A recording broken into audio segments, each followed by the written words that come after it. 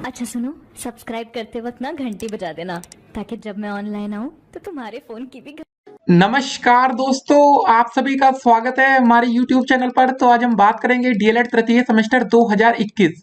तो दोस्तों इस वीडियो में डिस्कस करेंगे सामाजिक अध्ययन दीक्षा ऐप असाइनमेंट असाइनमेंट नंबर दोस्तों 1 से लेकर 31 तक। जी हाँ दोस्तों, आप इस वीडियो को शुरू से लेकर अंत तक देखिएगा, जिसमें दोस्तों आपको असाइनमेंट नंबर 1 से लेकर 31 तक पूरे असाइनमेंट के पूरे प्रश्न पत्र हल आपको मिलने वाला है। तो चलिए दोस्तों वीडियो को शुरू करते हैं, और वीडियो को आप शुरू से लेकर अंत तक देखेंगे तभी दोस्तों आपको सारे असाइनमेंट के सारे आंसर मिलने वाले हैं और आपका एक भी नंबर गलत नहीं होगा। तो चलिए दोस्तों वीडियो को शुरू करते हैं। तो दोस्तों चलिए शुरू करते हैं आज का पहला असाइनमेंट। तो दोस्तों यहाँ पर देखिए कोर्स 1 यहाँ पर जहाँ आपको दिख रहा है, इसका मतलब दोस्तों ये पहला असाइनमेंट होगा, फिर कोर्स 2 ऐसे दिखता जाएगा। तो एक बात और आपको पता होगी कि एसएसटी के दोस्तों हमारे जो टोटल असाइनमेंट है उसकी संख्या है 31। तो चलिए वीडियो को शुरू करते हैं और आज का पहला असाइनमेंट को कंप्लीट करते हैं। क्वेश्चन क्या रहा दोस्तों कि शेरशाह सूरी की मृत्यु कब हुई, आपको इसका आंसर करना है। तो इसका जो सही आंसर होगा वो होगा हमारा सन 1545। ठीक है, इसको हम टिक करेंगे और आगे बढ़ेंगे। फिर हमारा अगला प्रश्न क्या रहा है इसको देखते हैं। दूसरा क्वेश्चन है दोस्तों कि शेरशाह का मकबरा कहाँ स्थित है, आपको ये बताना है। तो इसका जो सही आंसर होगा हमारा वो होगा सासाराम में। ठीक है, इसको टिक करेंगे, आगे बढ़ेंगे। फिर हमारा अगला प्रश्न क्या रहा कि हुमायूं के पुत्र का नाम क्या था, आपको दोस्तों ये बताना है। तो इसका जो सही आंसर होगा वो क्या होगा, उसका सही आंसर होगा दोस्तों हमारा अकबर। ठीक है, इसको टिक करेंगे, आगे बढ़ेंगे। फिर हमारा अगला प्रश्न क्या रहा इसको देखते हैं कि ग्रैंड ट्रक रोड की मरम्मत किसने करवाई थी, आपको ये बताना है। इसका जो सही आंसर होगा दोस्तों वो होगा हमारा शेरशाह सूरी। तो इसमें टिक करेंगे क्वेश्चन या विकल्प नंबर 2 में, फिर आगे बढ़ेंगे। और अगला प्रश्न अब देखते हैं। हमारा दोस्तों क्वेश्चन है कि चौसा का युद्ध कब हुआ था, आपको ये बताना है। तो इसका जो सही आंसर है दोस्तों वो है सन 1545 ईस्वी। देखिए हर एक क्वेश्चन को आप याद करते हुए भी चलिएगा, ताकि पेपर में अगर ऐसे क्वेश्चन आए तो उसको आप कर भी सके। ठीक है, असाइनमेंट तो आपका यहाँ कंप्लीट होगा ही। फिर हमारा अगला प्रश्न क्या रहा इसको देखते हैं। इनमें से दोस्तों कौन बाबर का पुत्र था, आपको ये बताना है। तो इसका जो सही आंसर होगा दोस्तों हुमायूं, कामरान, अस्करी या सभी। इसका दोस्तों हमारा जो चौथा विकल्प है सभी वाला, इसको टिक करेंगे और आगे बढ़ेंगे। फिर हमारा अगला प्रश्न क्या रहा इसको देखते हैं अब। क्वेश्चन है दोस्तों हमारा कन्नौज या बिलग्राम का युद्ध कब हुआ था। ठीक है, आपको ये बताना है। तो इसका दोस्तों जो हमारा सही आंसर होगा वो होगा 1540। देखिए हर एक डेट को याद करते हुए भी चलना है। फिर हमारा अगला प्रश्न आता है कि बाबर की दोस्तों मृत्यु कब हुई थी, आपको ये बताना है। तो इसका जो सही आंसर होगा दोस्तों 1530 ईस्वी। ठीक है, इसको याद कर लीजिएगा और आगे बढ़ते हैं। फिर हमारा अगला प्रश्न क्या रहा इसको जरा देखते हैं। शेरशाह सूरी के बचपन का नाम क्या था, आपको ये बताना है। तो इसका दोस्तों जो हमारा सही आंसर होगा वो होगा हमारा फरीद खां। ठीक है, इसको ध्यान में रखिएगा। अब आगे बढ़ते हैं इसको टिक करके। फिर हमारा अगला क्वेश्चन दोस्तों क्या रहा इसको देखते हैं। क्वेश्चन है कि सूर साम्राज्य की स्थापना कब हुई थी। तो इसका जो सही आंसर होगा दोस्तों होगा 1540। ठीक है, इसको टिक करेंगे और हम आगे बढ़ेंगे। फिर दोस्तों अगला क्वेश्चन हमारा आ गया, बहुत ही आसान प्रश्न है कि हुमायूं नामा किसने लिखा था। तो इसका जो सही आंसर होगा दोस्तों क्या होगा बताइए। इसका सही आंसर होगा गुलबदन बेगम ने। ठीक है, तीसरा विकल्प को टिक करेंगे और हम आगे बढ़ जाएंगे। और दोस्तों आज का पहले असाइनमेंट का मतलब अंतिम क्वेश्चन क्या रहा कि मुगल वंश की स्थापना कब हुई थी, आपको ये बताना है। इसका जो सही आंसर होगा 1526 ईस्वी में। इसको दोस्तों हम टिक करेंगे। ठीक है, और आगे बढ़ेंगे। तो दोस्तों हमारे पहले असाइनमेंट में टोटल कितने क्वेश्चन थे इसको रखते हैं। टोटल 12 क्वेश्चन थे, 12 क्वेश्चन के हमने आंसर कर दिया, कोई क्वेश्चन छोड़ा नहीं है। ठीक है, तो ये 12 के 12। अब इसको चलिए सबमिट करके देखते हैं कितने नंबर हमारे मिलते हैं। इसको सबमिट किया दोस्तों और यहाँ पर देखिए लिख के आ रहा है योर स्कोर 12 में से 12, मतलब आपको नंबर मिल चुका है। ठीक है ना, तो पहला असाइनमेंट कंप्लीट हो गया। अब दोस्तों असाइनमेंट नंबर 2 की ओर हम बढ़ते हैं।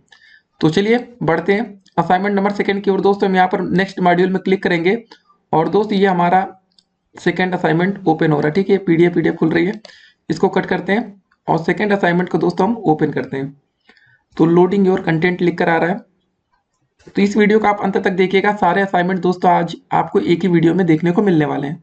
ठीक है, तो चलिए दोस्तों सेकेंड असाइनमेंट आपके स्क्रीन पर आ चुका है।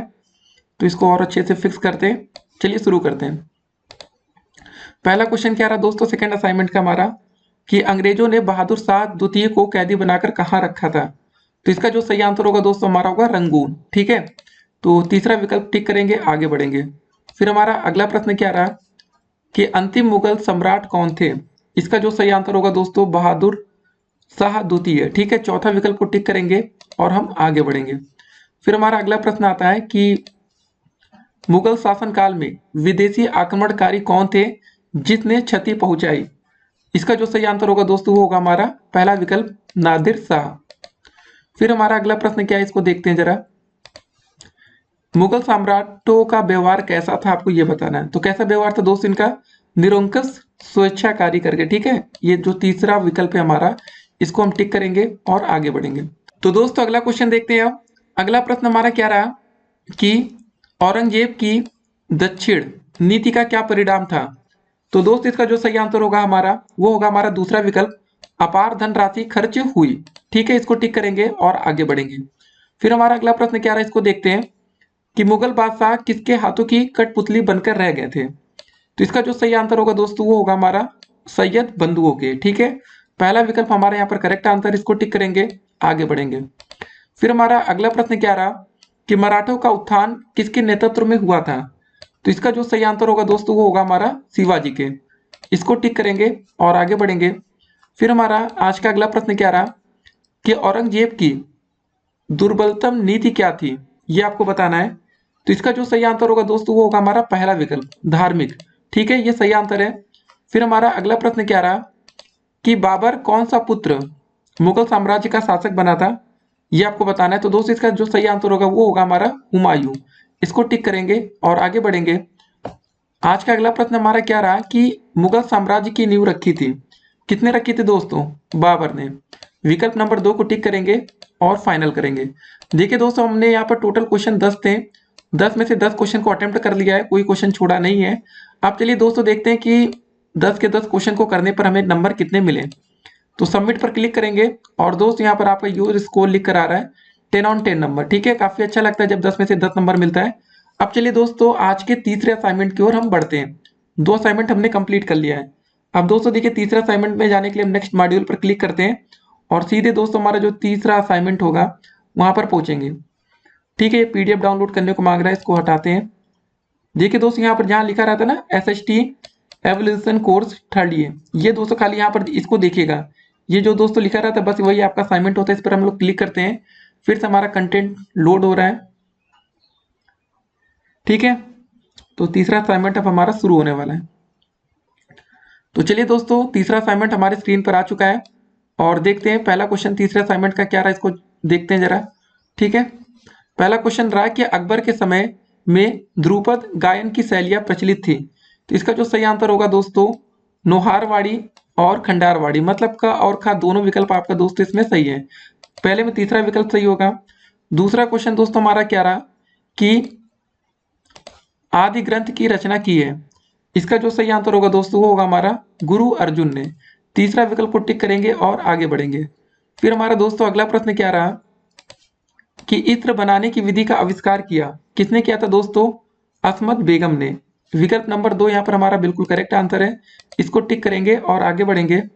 फिर दोस्तों हमारा अगला प्रश्न क्या रहा कि देखिए सिलेदार सैनिक थे, कहां पर थे दोस्तों, जो अपने शस्त्र और घोड़े स्वयं लाते थे। इनको दोस्तों क्या बोला जाता था, सिलेदार सैनिक। ठीक है, पहले विकल्प को टिक करेंगे और आगे बढ़ जाएंगे। फिर दोस्तों हमारा अगला क्वेश्चन क्या रहा, इसको देखते हैं। डॉक्टर नूरुल हसन ने मुगल साम्राज्य के जमींदारों को कितने भागों में विभाजित किया। तो इसका दोस्तों जो सही आंसर होगा वो होगा हमारा तीसरा विकल्प, या दोस्त इसका जो सही आंसर होगा वो 3 ही होगा। ठीक है, ये 3 लिखा है ना, तो तीसरा विकल्प भी है, 3 आंसर भी है। फिर हमारा अगला क्वेश्चन क्या रहा है, इसको देखते हैं जरा कि कश्मीर का शालीमार बाग बनवाया, ठीक है लगवाया, मतलब इसका दोस्तों जो सही आंसर होगा किसने लगवाया था, ये लगवाया था जहांगीर ने। तो इसको दोस्तों टिक करेंगे और आगे बढ़ेंगे। अब दोस्तों बढ़ते हैं आज के अगले प्रश्न की तरफ। और अगला क्वेश्चन दोस्तों हमारा क्या रहा, इसको देखते हैं। नीले, हरे अथवा लाल रंग की पृष्ठभूमि में गहरे और चमकीले रंगों का प्रयोग विशेषता है किसकी दोस्तों, ये देखिए आपके मेवाड़ शैली की। ठीक है, इसमें हम पहले विकल्प को टिक करेंगे और आगे बढ़ेंगे। फिर हमारा अगला प्रश्न क्या रहा, देखिए इस क्वेश्चन से आप अच्छे से वाकिफ होंगे कि तानसेन की प्रसिद्धि मिली थी किस किस चीज में, आपको पता है कि संगीत में। ठीक है, पहले विकल्प को टिक करेंगे और आगे बढ़ जाएंगे। फिर हमारा दोस्तों आज का अगला प्रश्न क्या रहा कि बाबर नामा किस की प्रसिद्ध कृति है। तो भाई तो सिंपल सा आंसर होगा बाबर। पहला विकल्प यहाँ पर टिक करेंगे और आगे बढ़ेंगे। और दोस्तों इस असाइनमेंट का अंतिम क्वेश्चन क्या रहा कि जजिया कर समाप्त किया था, किसने किया था दोस्तों? अकबर ने। अगर आपने जोधा अकबर सीरियल देखा होगा तो आपको वहां पता चला होगा, ठीक है, नहीं तो किताबों में तो आपने पढ़ा ही होगा। तो चलिए दोस्तों तीसरा असाइनमेंट हमारा कंप्लीट होता है, आगे बढ़ते हैं। टोटल दोस्तों देखिए इसमें भी हमारे 10 क्वेश्चन थे, 10 को 10 में अटेम्प्ट कर लिया। अब चलिए देखते हैं हमने नंबर कितने आ रहे हैं। सबमिट पर क्लिक करेंगे और दोस्तों हमारा देखिए यहाँ पर स्कोर लिख कर आ रहा है, योर स्कोर 10/10। ठीक है, पहले 3 असाइनमेंट कंप्लीट हो चुके हैं। अब दोस्तों बढ़ते हैं आज के अगले असाइनमेंट की तरफ। ठीक है, देखते हैं दोस्तों इसमें अगर कुछ और पार्ट तो नहीं है, और कोई पार्ट नहीं है। 3 असाइनमेंट के बाद दोस्तों नेक्स्ट मॉड्यूल में जाएंगे और चौथा असाइनमेंट दोस्तों हम अब ओपन करेंगे। ठीक है, अब ये हो रहा है, तो आप अपने मोबाइल फ़ोन में भी दोस्तों चाहे तो साथ साथ कर सकते हैं। जितना जल्दी कंप्लीट कर लेंगे उतना ही बढ़िया रहने वाला है आप लोगों के लिए भी। ठीक है ना, तो चलिए चौथा असाइनमेंट हमारा ओपन हो चुका है। और पहला दोस्तों जो क्वेश्चन आया है कि शिवाजी के गुरु कौन थे, आपको ये बताना है। इसका दोस्तों जो सही आंसर होगा वो होगा हमारा रामदास। ठीक है, दूसरे विकल्प को टिक करेंगे और आगे बढ़ेंगे। फिर दोस्तों हमारा अगला प्रश्न क्या रहा? अगला क्वेश्चन है कि शिवाजी की दक्षिण में प्रथम विजय कौन सी थी, आपको ये बताना है। तो इसका जो सही आंसर होगा दोस्तों ये होगा तीसरा विकल्प, तोरड़ विजय। ठीक है, तीसरे को टिक करेंगे, आगे बढ़ेंगे। फिर हमारा अगला क्वेश्चन क्या रहा, इसको जरा देखते हैं कि शिवाजी को किस मुगल शासक ने बंदी बनाने का आदेश दिया था। इसका दोस्तों जो सही आंसर होगा वो होगा हमारा औरंगजेब। ठीक है, तो दूसरे विकल्प को टिक करेंगे, आगे बढ़ेंगे। अगला क्वेश्चन दोस्तों हमारा आता है कि अष्ट प्रधान कौन थे, आपको ये बताना है। तो दोस्तों जो अष्ट प्रधान थे ये मंत्रियों का एक समूह था, तो पहला विकल्प सही है और हम आगे बढ़ते हैं। फिर हमारा अगला क्वेश्चन दोस्तों फिर से आता है कि अष्ट प्रधान किसके दरबार में थे। ये दोस्तों अच्छा क्वेश्चन है, तो इसका जो सही आंसर होगा वो होगा हमारा शिवाजी। जी हाँ दोस्तों, ध्यान में रखना है, तीसरे विकल्प को टिक करेंगे, आगे बढ़ेंगे। ठीक है, फिर हमारा दोस्तों अगला क्वेश्चन क्या आता है कि शिवाजी का राज्याभिषेक किस प्रसिद्ध पुरोहित ने किया था। इसका जो सही आंसर होगा दोस्तों वो होगा हमारा गंगा भट्ट ने। ठीक है, इसको टिक करेंगे और हम आगे बढ़ेंगे। फिर हमारा अगला क्वेश्चन है दोस्तों कि अफजल खान ने को मतलब किसने शिवाजी को मारने के लिए भेजा था। तो इसका जो सही आंसर होगा दोस्तों वो होगा हमारा बीजापुर के सुल्तान ने। ठीक है, इसको हम टिक करेंगे और आगे बढ़ जाएंगे। फिर हमारा अगला क्वेश्चन आता है दोस्तों कि शिवाजी के पिता किसके दरबार में नौकरी करते थे। तो इसका जो सही आंसर होगा वो होगा हमारा अहमदनगर। ठीक है, दूसरा विकल्प को टिक कर लेंगे और आगे बढ़ेंगे हम। फिर हमारा अगला क्वेश्चन दोस्तों क्या है कि शिवाजी को किस युद्ध पद्धति का जनक माना जाता है। तो इसका जो सही आंसर होगा दोस्तों वो होगा हमारा गुरिल्ला युद्ध पद्धति। ठीक है, पहले विकल्प को टिक करेंगे और आगे बढ़ेंगे। और दोस्तों इस असाइनमेंट का या चौथे असाइनमेंट का हमारा अंतिम क्वेश्चन क्या रहा, इसको देखते हैं कि मराठों का उदय भारत के किस क्षेत्र में हुआ था, आपको ये बताना है। इसका जो सही आंसर होगा दोस्तों वो होगा हमारा दक्षिण क्षेत्र। ठीक है, तीसरे विकल्प को टिक करेंगे और हम आगे बढ़ेंगे। देखिए दोस्तों हमने 10 में से 10 क्वेश्चन को अटेम्प्ट कर लिया है। अब चलिए देखते हैं हमारे कितने नंबर आ रहे हैं। सबमिट पर क्लिक करेंगे और दोस्तों हमारा जो स्कोर आ रहा है 10/10 आ रहा है। ठीक है, अच्छा लग रहा होगा आप लोगों के लिए भी, बार बार 10 में से 10 नंबर आ रहा है। तो पहले 4 असाइनमेंट कंप्लीट हो चुके हैं। अब दोस्तों बढ़ेंगे नेक्स्ट मॉड्यूल पर, क्लिक करते हैं कहाँ गया नेक्स्ट मॉड्यूल। और दोस्तों हमारा 5वां असाइनमेंट ओपन होगा। ठीक है, ये दोस्तों यहाँ पर देख रहे हैं आप लोग, यहाँ पर लिखा है ना SST EVA course 5 semester 3 third. इसमें दोस्तों क्लिक करेंगे, ये 5वां असाइनमेंट हमारा ओपन होगा। ये हम दोस्तों लैपटॉप से वीडियो बना रहे हैं, बाकी अगर आप मोबाइल में चला रहे हैं तो वहां पर भी ऐसे ही आता है। तो जल्दी से दोस्तों आप लोग पहले असाइनमेंट कंप्लीट कर लीजिए और याद भी करते हुए चलिएगा, पेपर में क्वेश्चन भी फंसेगा यहाँ से। ठीक है ना, तो चलिए दोस्तों 5वां असाइनमेंट का पहला क्वेश्चन हम लेते हैं। देखिए पहला क्वेश्चन रहा है कि जब वास्को डिगामा काली तट में उतरा को किसने उसका स्वागत किया था। उतरा था जैसे कुछ क्वेश्चन होना चाहिए, तो किसने उसका स्वागत किया था दोस्त। इसका जो सही आंसर होगा हमारा राजा जमूरिन ने। तो इसका जो सही आंसर है दोस्तों हमारा पहला विकल्प है, इसको टिक करेंगे और हम आगे बढ़ेंगे। फिर दोस्तों दूसरा क्वेश्चन क्या है, इसको जरा देखते हैं हम कि किस पुर्तगाली गवर्नर ने नीले पानी की नीति अपनाई। इसका जो सही आंसर होगा दोस्तों वो होगा हमारा फ्रांसिस्को डी अल्मीडा ने। ठीक है, इसका जो पहला विकल्प है ये हमारा करेक्ट आंसर है। फिर हमारा अगला क्वेश्चन क्या है, इसको जरा देखते हैं कि पुर्तगालियों ने भारत में सर्वप्रथम कहाँ फैक्ट्री स्थापित की थी।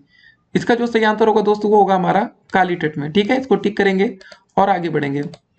फिर हमारा अगला क्वेश्चन क्या रहा कि अल्बुकर्क ने गोवा को 1510 ईस्वी में किसने छीना था। इसका जो सही आंसर होगा दोस्तों वो होगा बीजापुर के सुल्तान से छीना गया था। ठीक है, जो दूसरा विकल्प इसको टिक करेंगे और हम आगे बढ़ेंगे। फिर हमारा अगला क्वेश्चन दोस्तों आता है कि गोवा, दमन और दीव का उपनिवेशीकरण मूलतः किया गया कहाँ पर दोस्तों? पुर्तगालियों के द्वारा। ठीक है, इसका जो चौथा विकल्प होगा इसको हम टिक करेंगे। कौन सा विकल्प है ये? चौथा विकल्प। और आगे बढ़ेंगे। फिर हमारा अगला क्वेश्चन आता है कि देखते हैं, वह अंग्रेज जिसने सम्राट जहांगीर के दरबार में आकर भेंट किया। तो इसका दोस्तों जो सही आंसर होगा वो होगा हमारा पहला विकल्प, सर टामसरो। ठीक है, इसको हम टिक करेंगे और हम आगे बढ़ेंगे। फिर अगला क्वेश्चन दोस्तों आसान सा क्वेश्चन है कि ईस्ट इंडिया इंडिया की जो कंपनी की स्थापना कब हुई थी? तो इसका जो सही आंसर होगा दोस्तों वो होगा हमारा 1600 ईस्वी में। ठीक है, इसको टिक करेंगे और हम आगे बढ़ेंगे। तो दोस्तों हमारा अगला क्वेश्चन क्या रहा कि वास्को डी गामा किस भारतीय बंदरगाह पर पहुंचा था? आपको दोस्तों ये बताना है। तो इसका जो सही आंसर होगा, इसका आंसर होगा हमारा काली तट, जो हमारा पहला विकल्प, इसको टिक करेंगे और हम आगे बढ़ेंगे। फिर दोस्तों अगला क्वेश्चन क्या रहा हमारा, वास्को डी गामा भारत कब आया था? इसका आंसर आपको करना है। इसका जो सही आंसर होगा 17 मई सन 1498। इसको जरा याद रखिएगा, लिख कर याद कर लीजिएगा, इंपॉर्टेंट क्वेश्चन हो सकता है। फिर दोस्तों आज का हमारा इस असाइनमेंट का अंतिम क्वेश्चन क्या रहा, पांचवें असाइनमेंट का क्वेश्चन है दोस्तों कि भारत में सर्वप्रथम कौन से यूरोपीय व्यापारी आए थे? इसका जो सही आंसर होगा दोस्तों ये होगा हमारा पुर्तगाली। नाम तो सुना ही होगा आपने। ठीक है, इसको हम अब टिक करते हैं और वीडियो हमारी मतलब ये असाइनमेंट कंप्लीट हो रहा है। वीडियो तो अभी काफी लंबी चलने वाली है। ठीक है दोस्तों, ये असाइनमेंट कंप्लीट होता है और चलिए इसको सबमिट करके देखते हैं कि हमारे नंबर कितने आ रहे हैं। हमने 10 में से 10 क्वेश्चन देखिए अटेम्प्ट कर लिया है। ठीक है, अब नंबर की बारी है। सबमिट पर क्लिक किया और दोस्तों देखिए हमारा जो स्कोर आ रहा है वो 10 on 10 आ रहा है। ठीक है, अच्छा लगता है, 10 में से 10 नंबर मिलता है। पहले 5 असाइनमेंट दोस्तों हमारे यहाँ पर कंप्लीट हो चुके हैं। तो दोस्तों चलिए बढ़ते हैं आज के अगले असाइनमेंट की तरफ और नेक्स्ट मॉड्यूल पर हम यहाँ क्लिक करते हैं। तो देखिए दोस्तों हमारा असाइनमेंट नंबर 6 आ चुका है, लेकिन आपको एक बात यहाँ पर और बता दें, असाइनमेंट नंबर 6 में दोस्तों देखिए 2 पार्ट यहाँ पर दिया गया। देखिए यहाँ पर लिखा ना 6 में, यहाँ पर देखिए पार्ट 1 दिया गया, पार्ट 2, मतलब असाइनमेंट में 6 में मतलब 2 पार्ट हैं अलग अलग। तो दोस्तों पहले हम पार्ट 1 को ओपन करते हैं असाइनमेंट नंबर 6 का। तो चलिए देखिए ओपन हो रहा है और हमारी स्क्रीन पर आने वाला है। ठीक है, ये दोस्तों देखिए पार्ट 1 यहाँ पर ओपन हो रहा है असाइनमेंट नंबर 6 में। तो चलिए ओपन हो चुका है और शुरू करते हैं। तो देखिए दोस्तों हमारा पहला क्वेश्चन क्या रहा असाइनमेंट नंबर 6 का, प्लासी के युद्ध में अंग्रेजों की विजय के पश्चात कितने नवाब बनाया गया? मतलब किसे नवाब बनाया गया था दोस्तों? प्लासी के युद्ध की बात हो रही है। इसका जो सही आंसर होगा दोस्तों ये होगा हमारा मीर जाफर। ठीक है, इसका पहले का चौथा विकल्प सही होगा। फिर दोस्तों हमारा अगला क्वेश्चन क्या रहा है इसको देखते हैं जरा। क्वेश्चन है हमारा दोस्तों कि अंग्रेजों और सिराजुद्दौला के दरबारियों के बीच षड्यंत्र में किसने बिचौलियों की भूमिका निभाई थी? इसका जो सही आंसर होगा दोस्तों ये होगा हमारा दूसरा विकल्प, अमीन चंद। ठीक है, इसको हम टिक करेंगे। तो चलिए करके देखते हैं, कर दिया और आगे बढ़े। फिर दोस्तों हमारा अगला क्वेश्चन क्या रहा है इसको देखते हैं कि प्लासी के युद्ध की नीति क्या थी, मतलब तिथि क्या थी, नीति नहीं तिथि। इसका जो सही आंसर होगा दोस्तों होगा 23 जून सन 1757। इसको दोस्तों हम टिक करेंगे और आगे बढ़ेंगे। फिर हमारा अगला क्वेश्चन क्या रहा है इसको देखते हैं कि तथाकथित काल कोठरी की दुर्घटना किस शासक के काल में घटित हुई थी? आपको ये बताना है। तो दोस्तों इसका जो सही आंसर होगा वो होगा हमारा सिराजुद्दौला। ठीक है, पहला विकल्प को इसको टिक करेंगे और हम आगे बढ़ते हैं। फिर हमारा दोस्तों अगला क्वेश्चन क्या रहा कि नवाब के विरुद्ध अंग्रेजों के षड्यंत्र में कौन शामिल नहीं था? तो इसका जो सही आंसर होगा दोस्तों वो होगा हमारा मीर जाफर। इसको टिक करेंगे और हम आगे बढ़ेंगे। फिर दोस्तों हमारा अगला क्वेश्चन आता है कि बंगाल के नवाब ने अलीनगर की संधि किसके साथ की थी? इसका जो सही आंसर होगा दोस्तों वो होगा हमारा तीसरा विकल्प, क्लाइव के साथ। आपको इसको टिक करना है और आगे बढ़ जाना है। फिर दोस्तों हमारा अगला क्वेश्चन क्या है इसको देखते हैं। सप्तवर्षीय युद्ध किन 2 यूरोपीय शक्तियों के मध्य हुआ था? आपको ये बताना है। तो दोस्तों इसका जो सही आंसर होगा वो होगा अंग्रेजों और फ्रांसीसियों के मध्य। ठीक है, दूसरे विकल्प को यहाँ पर हम टिक करेंगे और आगे बढ़ेंगे। फिर दोस्तों हमारा अगला क्वेश्चन आता है कि सिराजुद्दौला का शत्रु कौन नहीं था? आपको ये बताना है। तो इसका जो सही आंसर होगा वो होंगे हमारे मोहनलाल जी। ठीक है, ये उनके शत्रु नहीं थे। इसको टिक करते हैं और आगे बढ़ते हैं। फिर दोस्तों हमारा अगला क्वेश्चन क्या रहा कि 1717 ईस्वी में अंग्रेजों को मुक्त व्यापार की अनुमति किस मुगल शासक ने प्रदान की थी? इसका जो सही आंसर होगा दोस्तों वो होगा हमारा खसियर। ठीक है, जो हमारा पहला विकल्प है यहाँ पर दोस्तों, इसको हम टिक करेंगे और हम आगे बढ़ेंगे। और दोस्तों इस असाइनमेंट का मतलब अंतिम क्वेश्चन क्या रहा, इसको देखते हैं जरा कि बंगाल के किस नवाब की मृत्यु के पश्चात सिराजुद्दौला का राज्यारोहण हुआ था। ये दोस्तों इसका आंसर आपको बताना है। ठीक है, तो इसका चलिए आंसर देखते हैं। इसका जो सही आंसर होगा वो होगा हमारा अलीवर्दी खां, जो हमारा तीसरा दोस्तों विकल्प है, इसको टिक करेंगे और हमारी मतलब ये असाइनमेंट यहाँ पर कंप्लीट होता है। तो चलिए दोस्तों अब बारी आती है नंबर देखने की। आखिर हमने 10 क्वेश्चन को अटेम्प्ट तो किया, लेकिन नंबर हमारे कितने आ रहे हैं। सबमिट पर क्लिक करेंगे और दोस्तों हमारे जो नंबर बन रहे हैं वो 10 में से 10 नंबर बन रहे हैं। ठीक है, ये हो चुका है। अब दोस्तों इसी का देखिए पार्ट 1 हो गया हमारा, पार्ट 2 में क्लिक करेंगे तो असाइनमेंट नंबर 6 में 2 पार्ट हैं। देखिए काफी बड़ा दोस्तों एसएसटी का असाइनमेंट है, थोड़ा सा हो सकता है आप परेशान हो सकते हैं, लेकिन कॉपी पर या कहीं पर मतलब या डायरेक्ट दोस्तों आप दीक्षा ऐप में खोल के इसको टिक करते चलिएगा तो बढ़िया रहेगा। तो दोस्तों पहला क्वेश्चन क्या रहा हमारा कि बक्सर के युद्ध के पश्चात बंगाल का नवाब किसे बनाया गया। इसका जो सही आंसर होगा दोस्तों हमारा दूसरा विकल्प होगा नजबुन दौला। ठीक है, फिर हमारा अगला क्वेश्चन क्या रहा कि बक्सर के युद्ध का परिणाम क्या हुआ। इसका जो सही आंसर होगा दोस्तों देखिए उपरोक्त सभी होगा, वैसे देख लेते हैं। अंग्रेजों की सैनिक कुशलता प्रमाणित हुई, उत्तर भारत में अंग्रेजों का प्रभुत्व स्थापित हो गया, मुगल सम्राट अवध के नवाब तथा बंगाल के नवाब को अंग्रेजों से संधि करनी पड़ी। चौथा विकल्प सही है, इसको टिक करेंगे और आगे बढ़ेंगे। फिर हमारा अगला प्रश्न है कि दीवानी का संबंध किस क्षेत्र से है। तो इसका जो सही आंसर होगा दोस्तों वो हमारा होगा पहला विकल्प वित्तीय क्षेत्र, इसको टिक करेंगे और आगे बढ़ेंगे। फिर हमारा अगला प्रश्न है कि बक्सर के युद्ध के पश्चात हुई संधि को इलाहाबाद की संधि क्यों कहा गया। तो इसका जो सही आंसर होगा दोस्तों क्योंकि यह संधि इलाहाबाद के किले में हुई थी, इसको टिक करेंगे और आगे बढ़ेंगे। अगला क्वेश्चन है कि बक्सर के युद्ध में किसने भाग नहीं लिया था। तो इसका जो सही आंसर होगा दोस्तों वो होगा हमारा कर्नाटक के नवाब ने भाग नहीं लिया था, दूसरा विकल्प टिक करेंगे, आगे बढ़ेंगे। फिर दोस्तों हमारा अगला क्वेश्चन क्या है कि अंग्रेजों की तरफ से बक्सर के युद्ध का नेतृत्व किसने किया था। तो इसका जो सही आंसर होगा दोस्तों वो होगा तीसरा विकल्प हेक्टर मुनरो ने। ठीक है, टिक करेंगे, आगे बढ़ेंगे। फिर दोस्तों हमारा अगला क्वेश्चन आता है कि बक्सर के युद्ध में भाग लेने वाला अवध का नवाब कौन था। इसका जो सही आंसर होगा दोस्तों वो होगा हमारा दूसरा विकल्प सुजाउद्दौला। ठीक है, इसको टिक करते हैं और आगे बढ़ते हैं।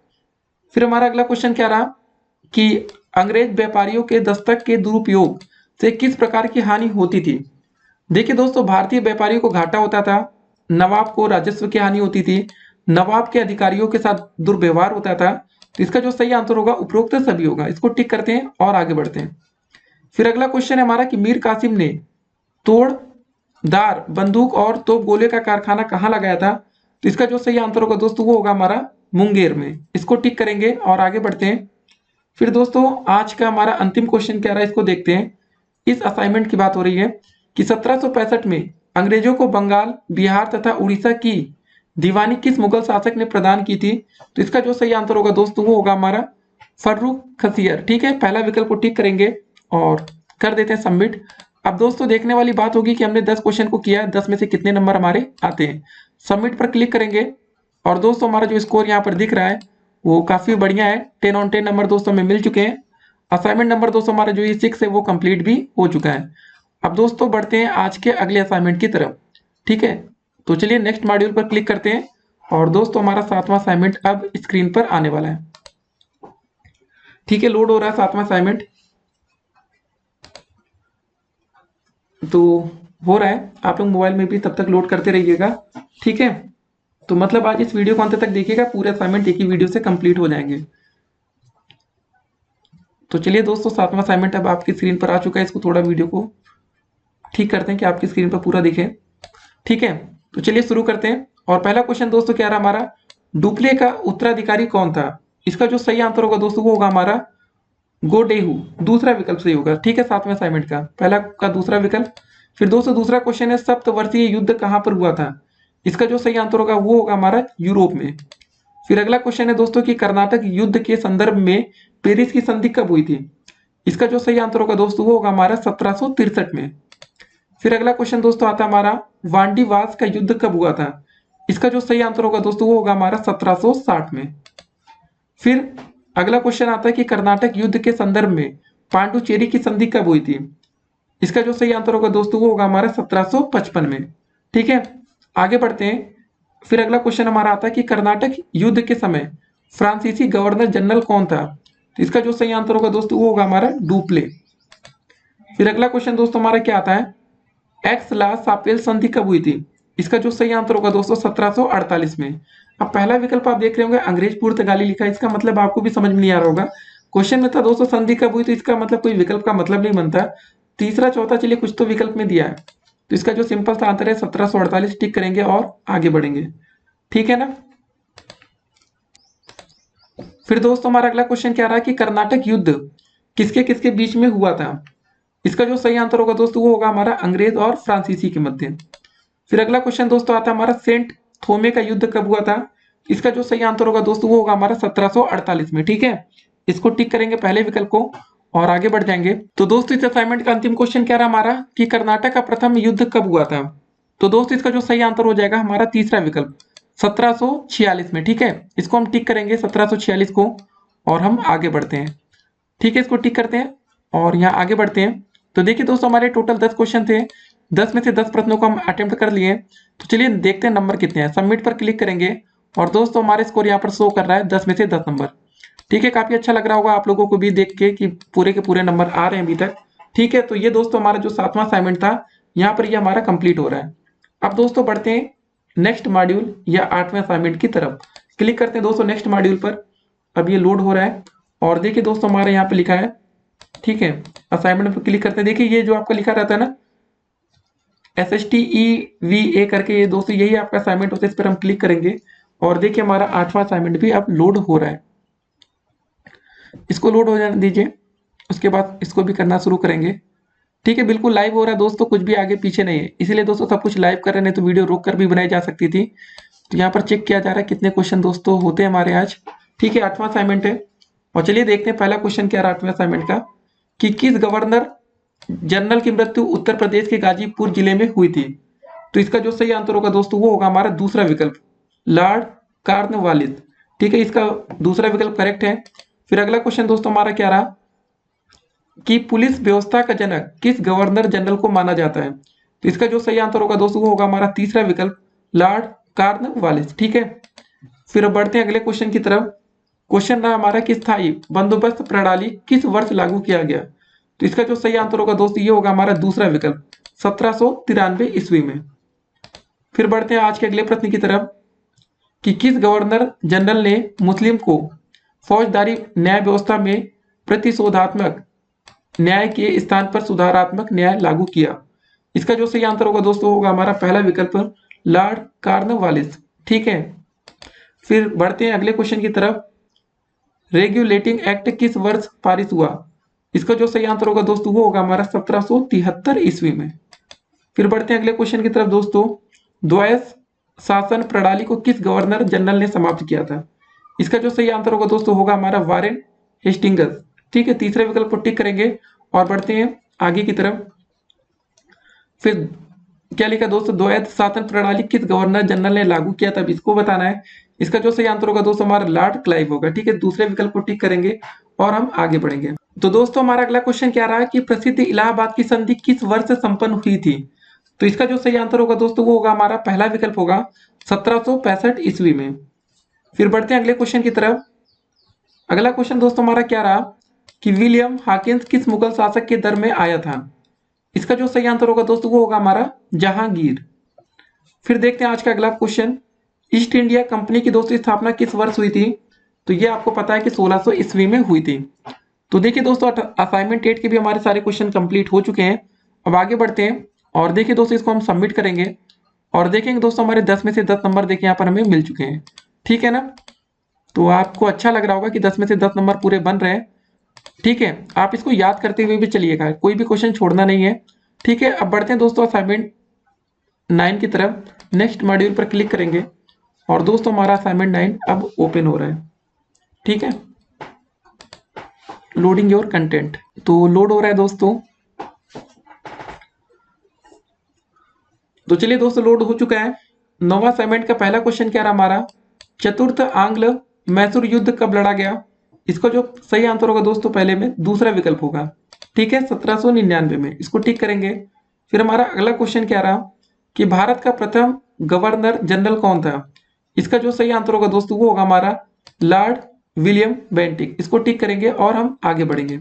इसको दोस्तों पहले चलिए सेट कर लेते हैं कि आपके स्क्रीन पर पूरा दिखे।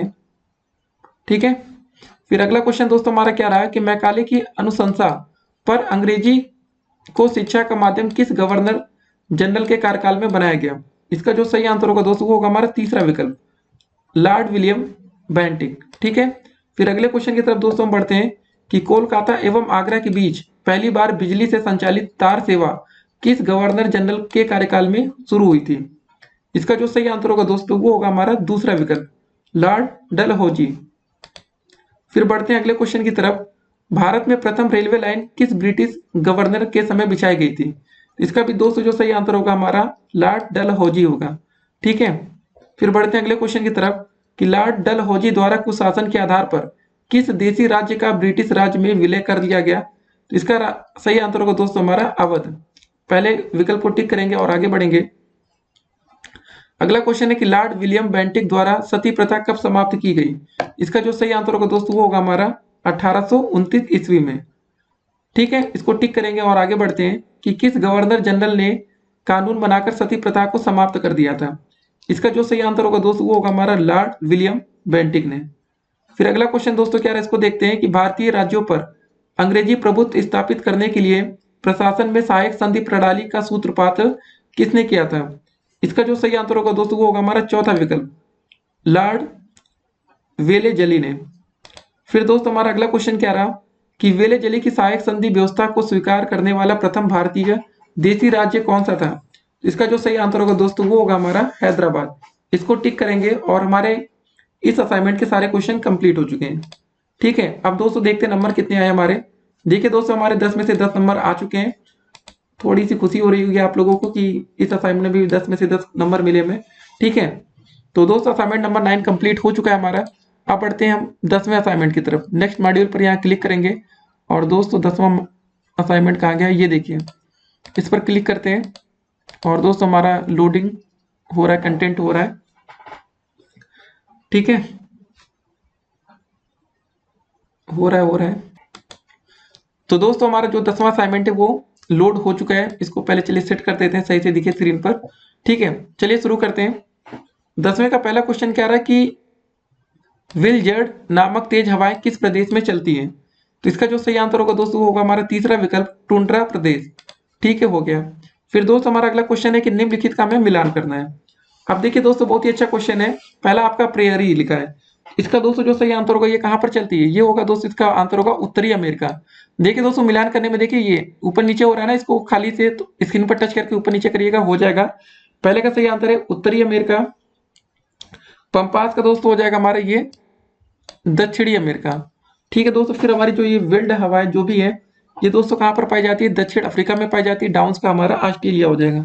ठीक है, ये हमने कर दिया। अब बढ़ते हैं अगले क्वेश्चन की तरफ। अच्छा क्वेश्चन था। फिर दोस्तों हमारा जो तीसरा क्वेश्चन है कि चक्की जनजाति का निवास स्थान है कहां पर है दोस्तों? ये हमारा दक्षिण अफ्रीका में। फिर हमारा अगला क्वेश्चन दोस्तों आता है कयाल क्या है? इसका जो सही आंसर होगा दोस्तों ये होगा बिना पहिए की गाड़ी को कयाल कहते हैं। मानसूनी प्रदेश का विस्तार कहां पाया जाता है? इसका जो सही आंसर होगा दोस्तों 15 से लेकर 30 अंश उत्तरी व दक्षिणी अक्षांश महाद्वीप के पूर्वी भाग में। ठीक है, इसको टिक करेंगे। फिर अगला क्वेश्चन दोस्तों हमारा आता है कि किस प्रदेश में सदाबहार की लकड़ी मतलब सदाबहार कड़ी लकड़ी वाले वन पाए जाते हैं? तो इसका दोस्तों में आंसर करना है। तो इसका जो सही आंसर होगा दोस्तों सदाबहार वाला, इसका होगा हमारा विषुवत रेखीय प्रदेश पर्वत पर। ठीक है, चौथा विकल्प इसका बिल्कुल करेक्ट आंसर है।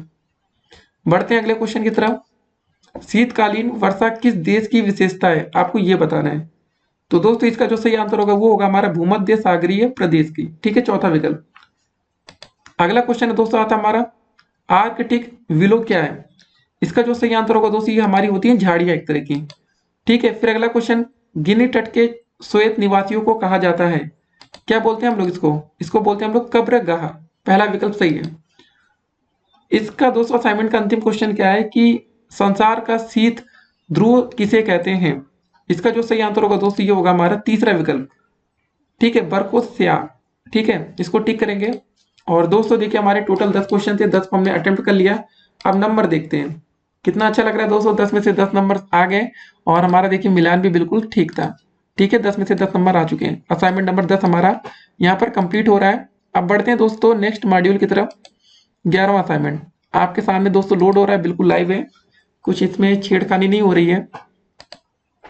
ठीक है, तो 11वां असाइनमेंट अब दोस्तों देखेंगे हम लोग।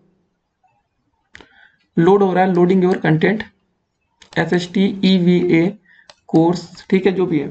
तो दोस्तों लोड हो चुका है और पहला क्वेश्चन आ चुका है 11वें असाइनमेंट का कि देखिए विश्व की सबसे लंबी नदी है। तो इसका आंसर दोस्तों यहाँ पर नील दिया गया है। अमेजन में दोस्तों कंफ्यूजन हो सकती है आप लोगों को, फिलहाल इसका जो सही आंसर माना गया है नील नदी। अगला क्वेश्चन है दोस्तों हमारा, अंध महाद्वीप के नाम से जाना जाता है। सही आंसर होगा दोस्तों हमारा तीसरा विकल्प अफ्रीका। फिर विश्व का सबसे छोटा महाद्वीप है कौन सा है दोस्तों, ये होगा हमारा यूरोप। इसको टिक करेंगे। ठीक है, थोड़ा सा इसको और सेट करते हैं सही दिखे। फिर अगला क्वेश्चन है दोस्तों हमारा कि मध्य अमेरिका में स्थित नहीं है, इक्वेडोर। चौथा विकल्प दोस्तों यहाँ पर सही आंसर होगा हमारा। फिर अगला क्वेश्चन है दोस्तों कि प्यासी भूमि का देश कहा जाता है किसको, ऑस्ट्रेलिया को। ठीक है, पहला विकल्प टिक करेंगे। अगला क्वेश्चन है दोस्तों हमारा इंडीज पर्वतमाला अवस्थित है, यह है दोस्तों हमारा दक्षिण अमेरिका में। फिर अगला क्वेश्चन दोस्तों क्या रहा है कि 49 अंश उत्तरी अक्षांश किन देशों के बीच समय रेखा है। तो इसका दोस्तों जो सही आंसर होगा हमारा वो क्या होगा, वो होगा दोस्तों हमारा तीसरा विकल्प उत्तरी अमेरिका और कनाडा। ठीक है, इसको टिक करेंगे। बढ़ते हैं अगले क्वेश्चन की तरफ। विश्व का सबसे बड़ा मरुस्थल किस महाद्वीप में स्थित है। इसका जो सही आंसर होगा दोस्तों वो होगा हमारा तीसरा विकल्प अफ्रीका का नाम तो सुना ही होगा आपने। फिर बढ़ते हैं अगले क्वेश्चन की तरफ। विश्व को कितने महाद्वीपों में विभक्त किया गया है। तो इसका आंसर होगा दोस्तों हमारा दूसरा विकल्प 7 महाद्वीप है। और आज का इस असाइनमेंट का अंतिम क्वेश्चन क्या रहा 11वें असाइनमेंट का कि अमेजन नदी अवस्थित है। तो आपको बताना ये कहाँ पर है अमेजन नदी, ये दोस्तों हमारी दक्षिण अमेरिका में। इसको टिक करेंगे। और दोस्तों देखिए हमारे टोटल 10 क्वेश्चन थे, 10 को दोस्तों ने अटेम्प्ट कर लिया है। अब चलिए सबमिट पर क्लिक करते हैं और देखिए दोस्तों हमारे 10 में से 10 नंबर आ चुके हैं। ठीक है, ये असाइनमेंट भी हमारा यहाँ पर कंप्लीट होता है। ये असाइनमेंट नंबर दोस्तों हमारा कौन सा था, ये असाइनमेंट नंबर हमारे यहाँ पर 11 था। अब बढ़ते हैं आज के अगले असाइनमेंट की तरफ। तो दोस्तों चलिए अगले असाइनमेंट की तरफ चलते हैं और नेक्स्ट मॉड्यूल पर हम यहाँ क्लिक करेंगे। ठीक है, तो असाइनमेंट नंबर दोस्तों हमारा 12 खुल रहा है। लेकिन एक चीज यहाँ पर और देखिए, असाइनमेंट नंबर दोस्तों 12 में हमारे यहाँ 2 पार्ट दिए गए हैं, पार्ट 1 और पार्ट 2 करके। तो चलिए पहले हम पार्ट 1 को यहाँ कंप्लीट करते हैं। ठीक है, तो ये दोस्तों लोड हो रहा है हमारा असाइनमेंट नंबर 12 का पार्ट 1। तो बस लोड होने ही वाला है। तो दोस्तों ये लोड हो चुका है, इसको पहले हम सेट कर देते हैं, आपकी स्क्रीन पर ठीक ठाक दिखेगा। ठीक है, चलिए पहला क्वेश्चन क्या रहा दोस्त, इसको देखते हैं कि सोने का सर्वोच्च उत्पादक देश है। इसका जो सही आंसर होगा दोस्तों वो क्या होगा बताइए, आपके सामने 4 विकल्प में। सही आंसर है दोस्तों हमारा चीन। फिर अगला क्वेश्चन क्या रहा है कि आसवान बांध किस नदी पर स्थित है। इसका जो सही आंसर होगा दोस्तों होगा हमारा नील नदी। बढ़ते हैं अगले क्वेश्चन की तरफ कि एंथ्रेसाइट कोयले में कितने प्रतिशत कार्बन पाया जाता है। इसका जो सही आंसर होगा दोस्तों वो होगा हमारा 90%। फिर अगला क्वेश्चन दोस्तों आता है हमारा कि कोयला किस प्रकार की चट्टानों में पाया जाता है। तो इसका जो सही आंसर होगा दोस्तों वो होगा हमारा अवसादी चट्टान। फिर अगला क्वेश्चन क्या रहा हमारा कि लौह अयस्क का सर्वोच्च उत्पादक देश है। इसका जो सही आंसर होगा दोस्तों हमारा कौन सा होगा, चीन। फिर उच्च गुणवत्ता वाला कोयला कौन सा है।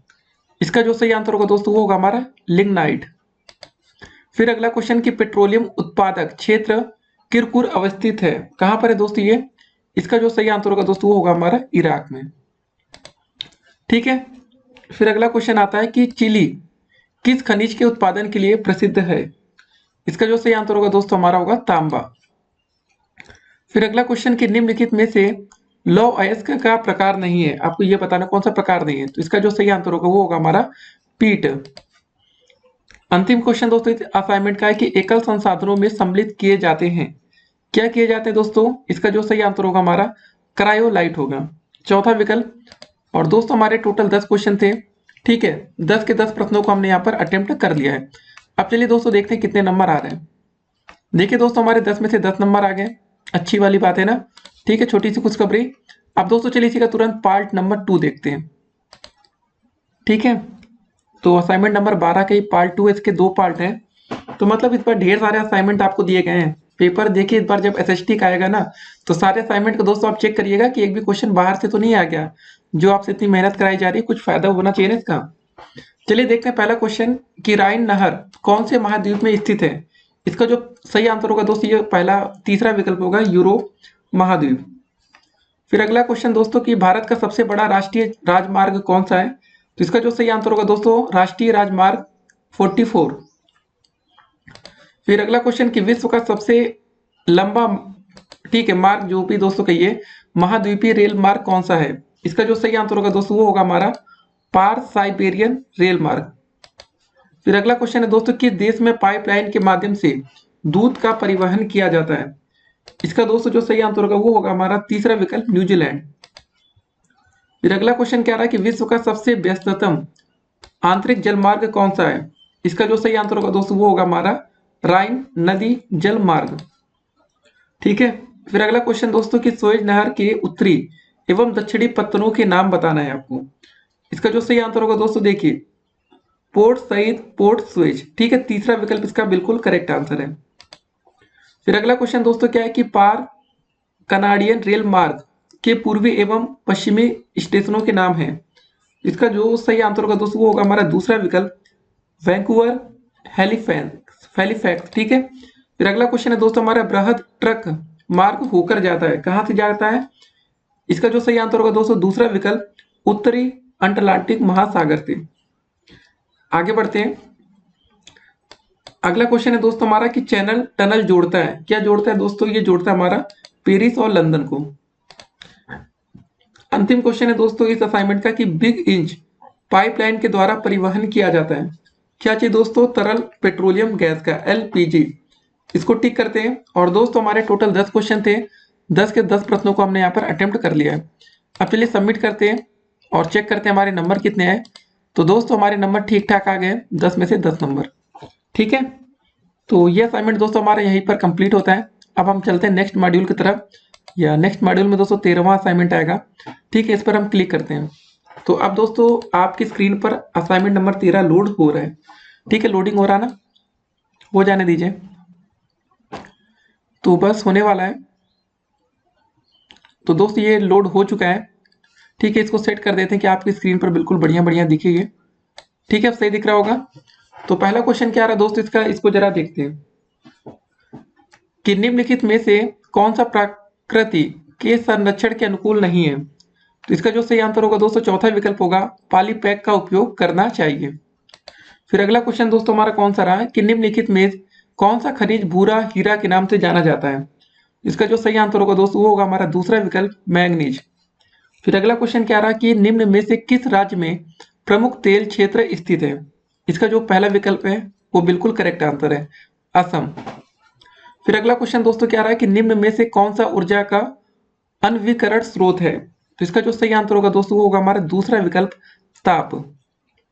फिर बढ़ते हैं अगले क्वेश्चन की तरफ, निम्न में से कौन सा मृदा निर्माण का कारक नहीं है। तो इसका जो सही आंसर होगा, चौथा विकल्प होगा, रासायनिक उर्वरक।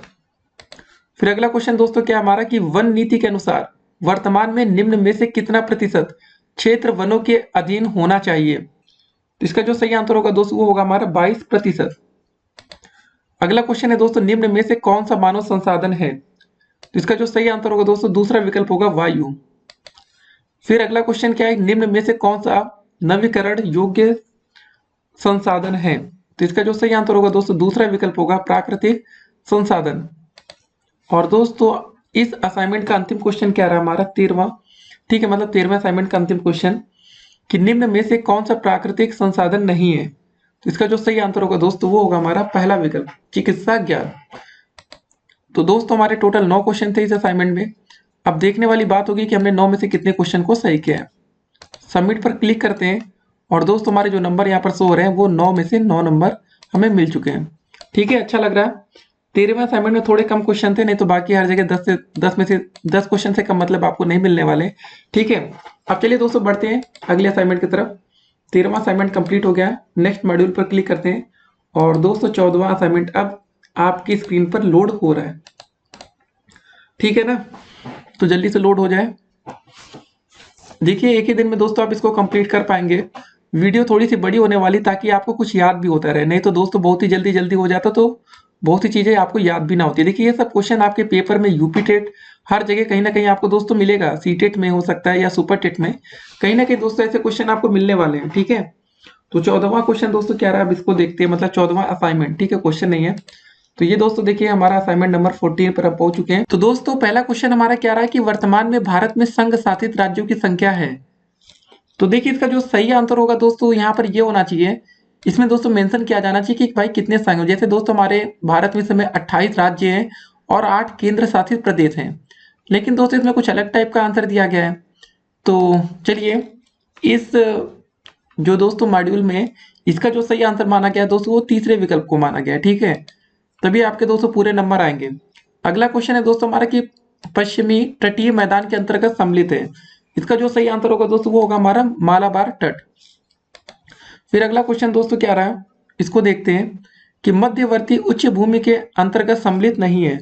इसका जो सही आंसर होगा दोस्तों पहला विकल्प होगा दंड कारण्य। ठीक है, फिर अगला क्वेश्चन है कि निम्नलिखित में से कौन सी नदी भ्रंश से होकर प्रभावित होती है।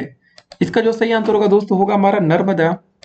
फिर अगला क्वेश्चन आता है कि क्षेत्रफल की दृष्टि से भारत का विशालतम भौतिक प्रदेश है। तो इसका दोस्तों जो सही आंसर होगा वो होगा हमारा तीसरा विकल्प प्रायद्वीपीय पठार। अगला क्वेश्चन है दोस्तों धौलाधर श्रेणी प्रतिनिधित्व करती है किसका दोस्तों, ये करती है हमारे मध्य हिमालय का। दूसरा विकल्प यहाँ पर बिल्कुल करेक्ट आंसर है। फिर अगला क्वेश्चन है दोस्तों हमारा मर्ग तथा बुग्याल क्या होते हैं। इसका जो सही आंसर होगा दोस्तों ये होते हैं हमारे पर्वतीय घास के मैदान।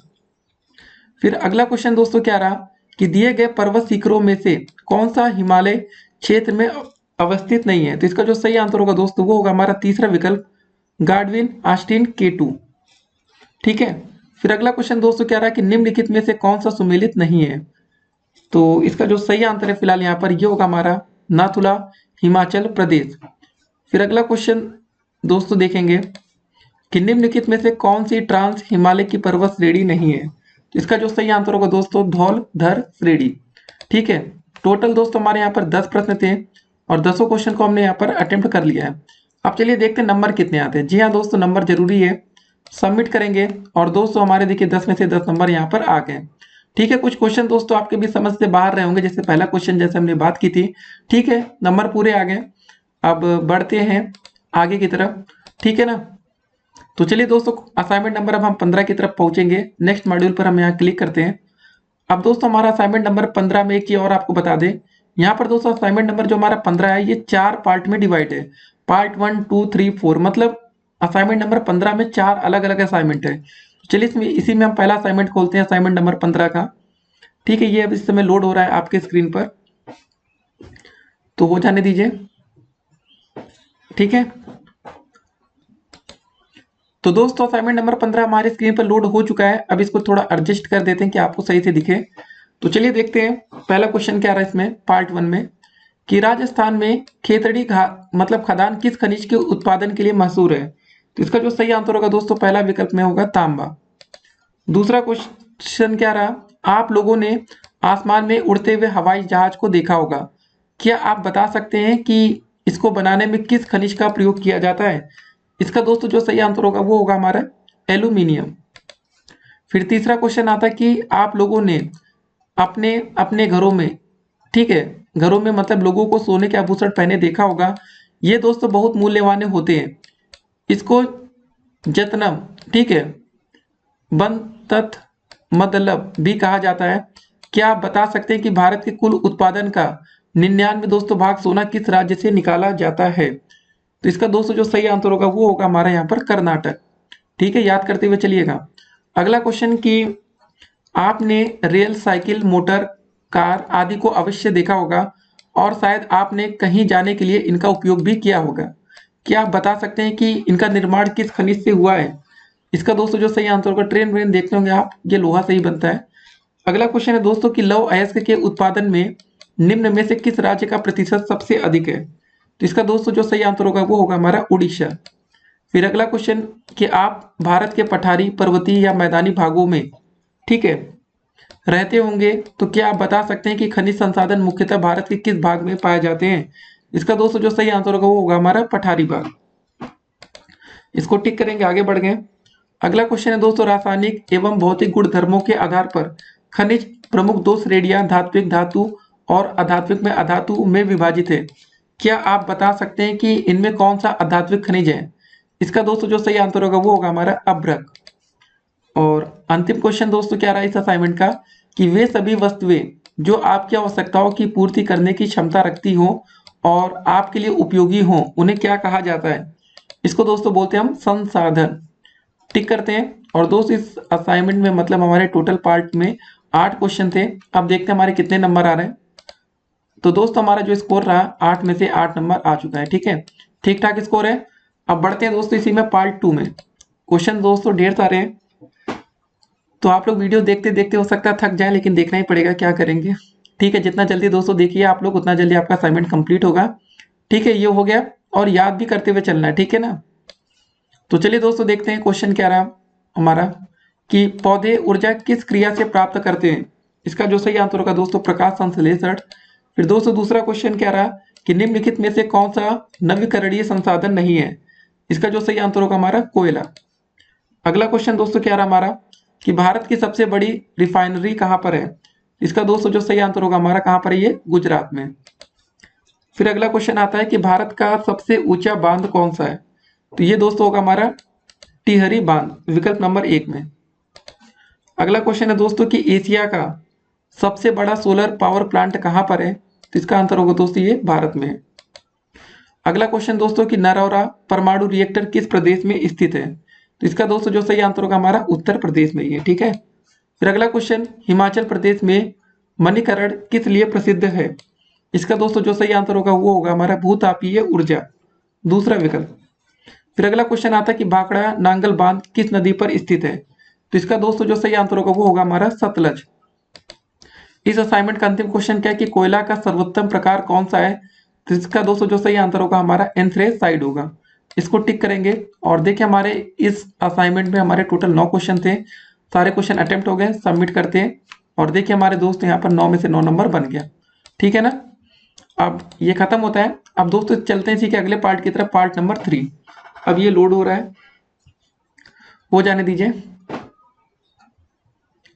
तो बस हो चुका लोड। ठीक है, तो देखिए दोस्तों ठीक ठाक आ गया स्क्रीन पर। पहला क्वेश्चन क्या रहा है इसमें, कि निम्नलिखित में से प्रमुख खाद्यान्न फसल कौन सी है? तो इसका दोस्तों जो सही आंसर होगा हमारा पहले में चावल। फिर अगला क्वेश्चन है कि निम्नलिखित राज्यों में किस राज्य में झूम मतलब झूम कृषि की जाती है? इसका दोस्तों जो सही आंसर होगा हमारा होगा असम। अगला क्वेश्चन है कि कपास फसल के लिए कौन सी मृदा ज्यादा उपयुक्त मानी जाती है? इसका दोस्तों जो सही आंसर होगा हमारा काली मिट्टी। फिर अगला क्वेश्चन आता है कि रबी फसल का निम्नलिखित में से कौन सा उचित समय है? तो देखिए रबी के लिए दोस्तों अभी अक्टूबर से मार्च चल रहा है। ठीक है। फिर अगला क्वेश्चन, गन्ना से चीनी या शुगर बनती है और चीनी से मिठाइयाँ, तो क्या आप बता सकते हैं कि गन्ना का सबसे ज्यादा उत्पादन कौन सा राज्य करता है? जी हाँ दोस्तों, हमारा उत्तर प्रदेश। इसको टिक करेंगे और आगे बढ़ेंगे। अगला क्वेश्चन है कि आप लोगों ने अपने अपने गांव में पशुओं भेड़ बकरी गाय भैंस आदि को अवश्य देखा होगा। जब कोई किसान कृषि करने के साथ साथ पशुपालन भी करता है तो इस प्रकार की कृषि को क्या कहा जाता है, आपको ये बताना है। तो दोस्त इसको हम लोग बोलते हैं मिश्रित कृषि। क्या बोलते हैं? मिश्रित कृषि। इसको टिक करेंगे। और अंतिम क्वेश्चन दोस्तों इस असाइनमेंट का क्या है, कि आप जानते ही होंगे कि गेहूं से आटा बनता है और आटा से रोटी। आप शायद रोज अपने भोजन में रोटी खाते भी होंगे। क्या आप बता सकते हैं कि गेहूं किस कृषि की फसलों के अंतर्गत आता है? तो इसका सही आंसर होगा दोस्तों ये होगा हमारा रबी में। इसको टिक करेंगे। टोटल हमारे 7 क्वेश्चन थे और दोस्तों हमारे 7 में से 7 नंबर यहाँ बन भी गए। ठीक है, एक अच्छी सी खुशखबरी छोटी सी। ठीक है, ये हो चुका है। अब दोस्तों पढ़ते हैं इसी में पार्ट नंबर 4। तो असाइनमेंट नंबर 15 काफी बड़ा हो गया, 4 पार्ट में डिवाइड है ये। तो लोड हो रहा है दोस्तों, हो जाने देते हैं लोड इसको। तो दोस्तों देखिए हमारा ये असाइनमेंट लोड हो चुका है। तो पहला क्वेश्चन इसमें क्या रहा, क्वेश्चन है कि हमारा आयात क्या है? तो इसका दोस्तों जो सही आंसर होगा वस्तु। ठीक है, बाहर से मतलब वस्तु का आना आयात होता है। ठीक है, विकल्प नंबर 1 सही है। जब बाहर से कोई वस्तु आती है इसको क्या बोलते हैं, वो आयात कर रहे हैं। अगला क्वेश्चन है कि भारत का कौन सा ऐसा पड़ोसी देश है जो किसी भी प्रकार के व्यापार के लिए भारत पर निर्भर है? तो दोस्त इसका जो सही आंसर होगा वो होगा हमारा भूटान। अगला क्वेश्चन आता है कि किस देश के साथ भारत का व्यापार हमेशा ऋणात्मक रहता है, ठीक है, पॉजिटिव नहीं नेगेटिव रहता है। समझ गए होंगे आप लोग चीन का नाम देख के। टिक करेंगे, आगे बढ़ेंगे। अगला क्वेश्चन है कि किसी देश को अधिक निर्यात की दशा में आर्थिक रूप से क्या प्रभाव पड़ता है। भाई जब बहुत ज्यादा निर्यात करेंगे तो आपको लाभ होगा, फायदा होगा। फिर अगला क्वेश्चन, किसी भी देश को अधिक आयात की दशा में आर्थिक रूप से क्या प्रभाव पड़ता है। हानि। जब दोस्तों सामान आप ज्यादा बेचेंगे तो फायदा होगा, जब कोई चीज ज्यादा लेंगे तो आपको नुकसान होगा। अगला क्वेश्चन कि भारत का सर्वाधिक व्यापार किस देश से होता है। तो इसका दोस्तों जो सही आंसर होगा संयुक्त राज्य अमेरिका। फिर आजादी से पूर्व भारत किस देश से मुख्यतः आयात करता था। कौन सा देश था दोस्तों, वो ब्रिटेन था। फिर अगला क्वेश्चन, भारत का सर्वाधिक आयात किस देश से होता है। देखिए सबसे ज्यादा सामान हम कहां से लेते हैं, चीन से लेते हैं। अगला क्वेश्चन, भारत का सर्वाधिक निर्यात किस देश से होता है। इसका सही आंसर होगा दोस्तों संयुक्त राज्य अमेरिका। फिर अंतिम क्वेश्चन इस असाइनमेंट का कि भारत किस देश वस्तु का सर्वाधिक आयात करता है। कौन से देश का गाइस, मतलब भारत किस देश वस्तु का सर्वाधिक, मतलब कौन सी चीज का दोस्तों आयात सबसे ज्यादा, मतलब हम सामान लेते हैं तो इसको हम बोलते हैं खनिज तेल। तभी तो दोस्तों हमारे देश में पेट्रोल डीजल महंगा रहता है ना। इसको टिक करेंगे। टोटल 10 क्वेश्चन थे और देखिए दोस्तों हमारे 10 में से 10 नंबर आ भी चुके हैं। एक छोटी सी और बढ़िया वाली खुशखबरी है, तो दोस्तों हमारा असाइनमेंट नंबर 15 तक कंप्लीट हो चुका है, सारे पार्ट भी कंप्लीट हो चुके हैं। अब दोस्तों हम बढ़ेंगे नेक्स्ट मॉड्यूल की तरफ, असाइनमेंट नंबर 16। ठीक है, क्लिक करेंगे नेक्स्ट मॉड्यूल पर। और दोस्तों ये देखिए हमारा असाइनमेंट नंबर 16 भी है, लोड भी होना शुरू हो चुका है। ठीक है, लैपटॉप में दोस्तों खोलेंगे तो बार बार ये पीडीएफ डाउनलोड करने को आ जाता है, जैसे मोबाइल में ओपन हो जाता है ना, तो यहाँ पर दोस्तों डाउनलोड मांगने लग जाता है। ठीक है, तो अब ये हमारा कंटेंट लोड हो रहा है, तो बस हो चुका है। इसको दोस्तों पहले सेट कर लेते हैं बढ़िया सा कि आपको मोबाइल फोन में ठीक ठाक दिखे। तो दोस्तों पहला क्वेश्चन क्या रहा है कि कानून का निर्माण किसके द्वारा किया जाता है। तो इसका दोस्तों जो सही आंसर होगा हमारा व्यवस्थापिका के द्वारा। ठीक है ना, तो असाइनमेंट नंबर 16 शुरू हो चुका है। दूसरा क्वेश्चन दोस्तों इसमें क्या रहा कि अमेरिका व्यवस्थापिका को कहा जाता है, क्या बोलते हैं इसको, इसको दोस्तों हम बोलते हैं कांग्रेस। जी हाँ दोस्तों, यहाँ पर कांग्रेस पार्टी है ना, वैसे ही। अगला क्वेश्चन, राज्य सूची में कितने विषय शामिल है। इसका दोस्तों जो सही आंसर होगा दोस्तों वो होगा हमारा 61, 61। अगला क्वेश्चन दोस्तों आता है कि सरकार के मुख्य अंग नहीं है। तो कौन सा दोस्तों मुख्य अंग नहीं है, तो ये होगा दोस्तों हमारा लोकसभा। अगला क्वेश्चन दोस्तों देखिए, समवर्ती सूची में कितने विषय शामिल हैं। तो इसका जो सही आंसर होगा वो होगा हमारा 47, 47। फिर देखिए शिक्षा किस सूची का विषय है। तो इसका जो सही आंसर होगा दोस्तों हमारा समवर्ती सूची का। फिर संघ सूची में कितने विषय शामिल हैं ये आपको बताना है। तो इसका दोस्तों जो सही आंसर होगा वो होगा हमारा 100। फिर संसदीय व्यवस्था कहां से ली गई है। इसका जो सही आंसर होगा दोस्तों हमारा ब्रिटेन से। शक्ति पृथक्करण का सिद्धांत किसने दिया। इसका दोस्तों जो सही आंसर होगा हमारा मॉन्टेस्क्यू ने, दूसरा विकल्प। अंतिम क्वेश्चन दोस्तों इस असाइनमेंट का कि केंद्र राज्य के मध्य शक्तियों का विभाजन कितनी सूचियों में है। तो इसका दोस्तों जो सही आंसर होगा चौथा विकल्प होगा 3 सूचियों में। टोटल 10 क्वेश्चन थे, 10 क्वेश्चन हमने अटेम्प्ट कर लिए। और दोस्तों हमारे इस असाइनमेंट में भी हमें नंबर कितने मिले, 10 में से 10। तो दोस्तों 16 असाइनमेंट कंप्लीट हो गया। आप चलिए नेक्स्ट मॉड्यूल या असाइनमेंट नंबर 17 की तरफ चलते हैं। ठीक है, इस पर दोस्तों हमने क्लिक कर दिया, अब ये लोड होना शुरू हो चुका है। तो असाइनमेंट नंबर 217 लोड हो रहा है, थोड़ा टाइम लगता है, इंटरनेट पर दोस्तों होता है ना कि थोड़ा स्पीड तेज ऊपर नीचे। तो ये हो गया। तो चलिए दोस्तों पहला क्वेश्चन देखते हैं असाइनमेंट नंबर 17 का कि लोकसभा के प्रथम अध्यक्ष कौन थे। तो इसका जो सही आंसर होगा दोस्तों हमारा जीवी मावलंकर। ठीक है, पहला विकल्प सही है। दूसरा क्वेश्चन दोस्तों क्या रहा, प्रोटेम स्पीकर का कर्तव्य होता है सदस्यों को शपथ दिलाना, दूसरा विकल्प यहाँ पर बिल्कुल करेक्ट होगा। अगला क्वेश्चन दोस्तों क्या रहा कि लोकसभा की बैठक समाप्त की जा सकती है स्थगन के द्वारा दोस्तों, विघटन के द्वारा, सत्रावसान के द्वारा या उपयुक्त सभी। देखिए उपयुक्त सभी जब आपको दिखे ना तो मैक्सिमम टाइम ये सही होता है, कभी कभी गलत भी होता है। इसको आप टिक करिए और आगे बढ़िए। अगला क्वेश्चन है दोस्तों कि लोकसभा में आंग्ल भारतीय समुदाय में सदस्य मनोनीत करने की शक्ति किसके पास है। इसका दोस्तों जो सही आंसर होगा वो होगा हमारा, ये हमारी शक्ति प्रधानमंत्री जी के पास है। फिर अगला क्वेश्चन आता है कि भारत में संविधान में निर्धारित किए गए लोकसभा के सदस्यों की संख्या अधिकतम हो सकती है, कितनी दोस्तों हो सकती है, ये हो सकती है 552। फिर अगला क्वेश्चन दोस्तों देखते हैं कि लोकसभा के चुनाव में निर्वाचित होने के लिए किसी व्यक्ति के लिए न्यूनतम आयु सीमा है। तो दोस्तों इसका जो सही आंसर होगा लोकसभा में अगर आपको जाना है तो 25 साल कम से कम एज होनी चाहिए। फिर अगला क्वेश्चन दोस्तों क्या रहा कि संविधान के किस संशोधन में लोकसभा के सदस्यों की संख्या 525 से बढ़ाकर 545 कर दी गई? तो इसका दोस्तों जो सही आंसर होगा हमारा 31वें। ठीक है, अगला क्वेश्चन है कि लोकसभा का नेता कौन होता है? इसका दोस्तों जो सही आंसर होगा वो होगा हमारा प्रधानमंत्री जी। अगले क्वेश्चन की तरफ बढ़ते हैं कि लोकसभा के एक वर्ष में कम से कम कितने सत्र बुलाए जाते हैं? तो इसका दोस्तों जो सही आंसर होगा एक साल में कम से कम 2 सत्र बुलाए जाते हैं। फिर अंतिम क्वेश्चन, लोकसभा में राज्यवार सीटों का आवंटन 1971 की जनगणना पर आधारित है। यह दोस्तों निर्धारण किस वर्ष यथावत रहेगा, मतलब किस साल तक रहने वाला है? तो इसका दोस्तों जो सही आंसर होगा 2026।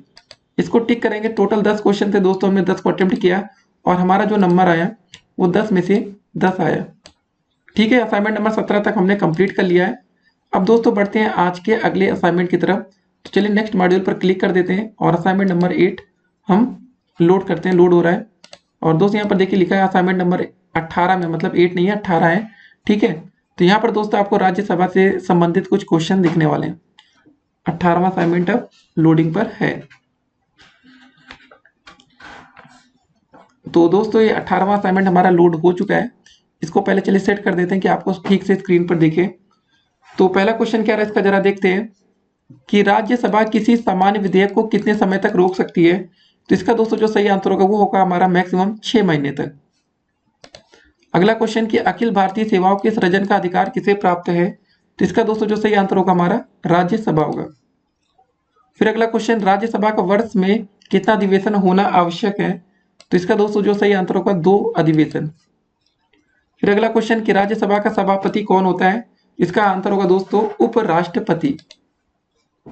ठीक है, फिर अगला क्वेश्चन, राज्यसभा के कितने सदस्य हर 2 वर्ष के बाद अवकाश ग्रहण कर लेते हैं? इसका दोस्तों जो सही आंसर होगा 1/3 वर्ष। ठीक है ना।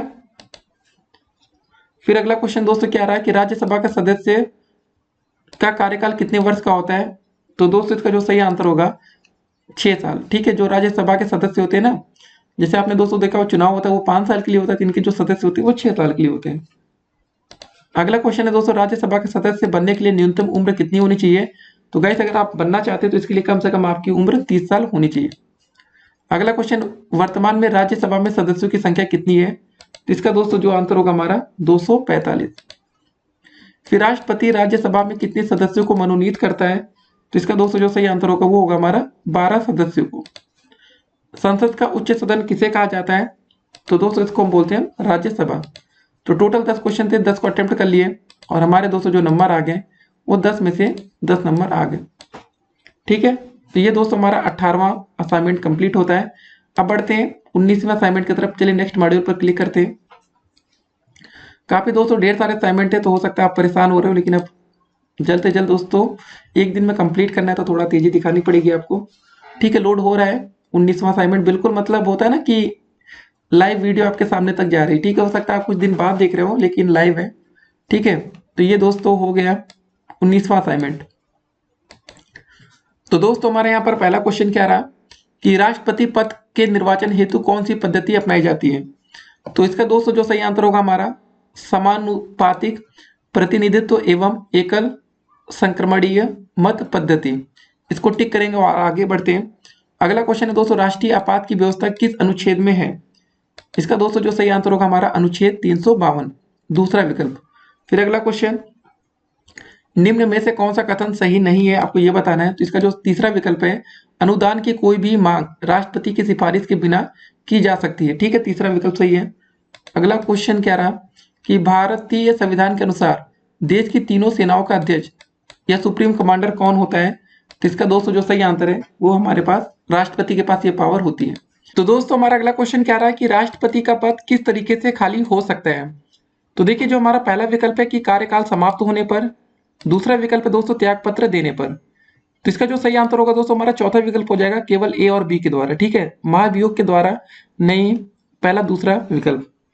ठीक है, तो मतलब चौथा विकल्प यहाँ पर करेक्ट होगा। अगला क्वेश्चन दोस्तों क्या रहा कि निम्न में से कौन सुमेलित नहीं है? इसका दोस्तों जो तीसरा विकल्प होगा अनुच्छेद 60 राष्ट्रपति पर महाभियोग की प्रक्रिया, ये सही आंसर होगा दोस्तों। ठीक है ना। अगले क्वेश्चन की तरफ बढ़ते हैं। क्वेश्चन क्या रहा है कि निम्नलिखित में से कौन सा कथन गलत है।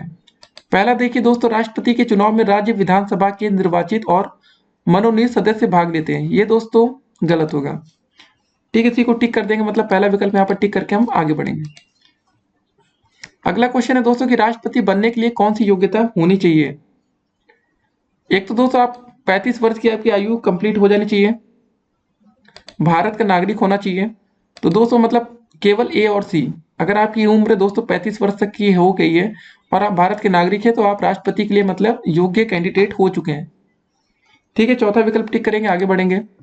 राष्ट्रपति के चुनाव में कौन से दोस्तों लोग भाग लेते हैं, मतलब पार्टिसिपेट करते हैं। देखिए, संसद के दोनों सदनों के निर्वाचित सदस्य। जी हाँ दोस्तों, संसद का सदस्य होना जरूरी है। फिर अगला दोस्तों क्या है क्वेश्चन कि संविधान का कौन सा अनुच्छेद कहता है कि भारत का एक राष्ट्रपति होगा। ये दोस्तों हमारे संविधान का 52 अनुच्छेद कहता है। ठीक है, टोटल दोस्तों हमारे क्वेश्चन हो चुके हैं इस असाइनमेंट के। क्लिक करते हैं। दोस्तों हमारे 10 क्वेश्चन थे और हमने 10 में से 10 सही प्रश्नों के उत्तर दे दिए हैं। ठीक है, इसको यहाँ पर कट करते हैं। तो गाइस एक एक करके हमारे देखिए सारे असाइनमेंट धीरे धीरे कंप्लीट हो रहे हैं। अब बढ़ते हैं दोस्तों आज के अगले असाइनमेंट की तरफ। असाइनमेंट नंबर हमारा कौन सा आएगा, 20 आने वाला है, मॉड्यूल 20। ठीक है, तो असाइनमेंट नंबर दोस्तों हमारा 20 अब लोड हो रहा है स्क्रीन पर, तो होने दीजिए इसको पहले।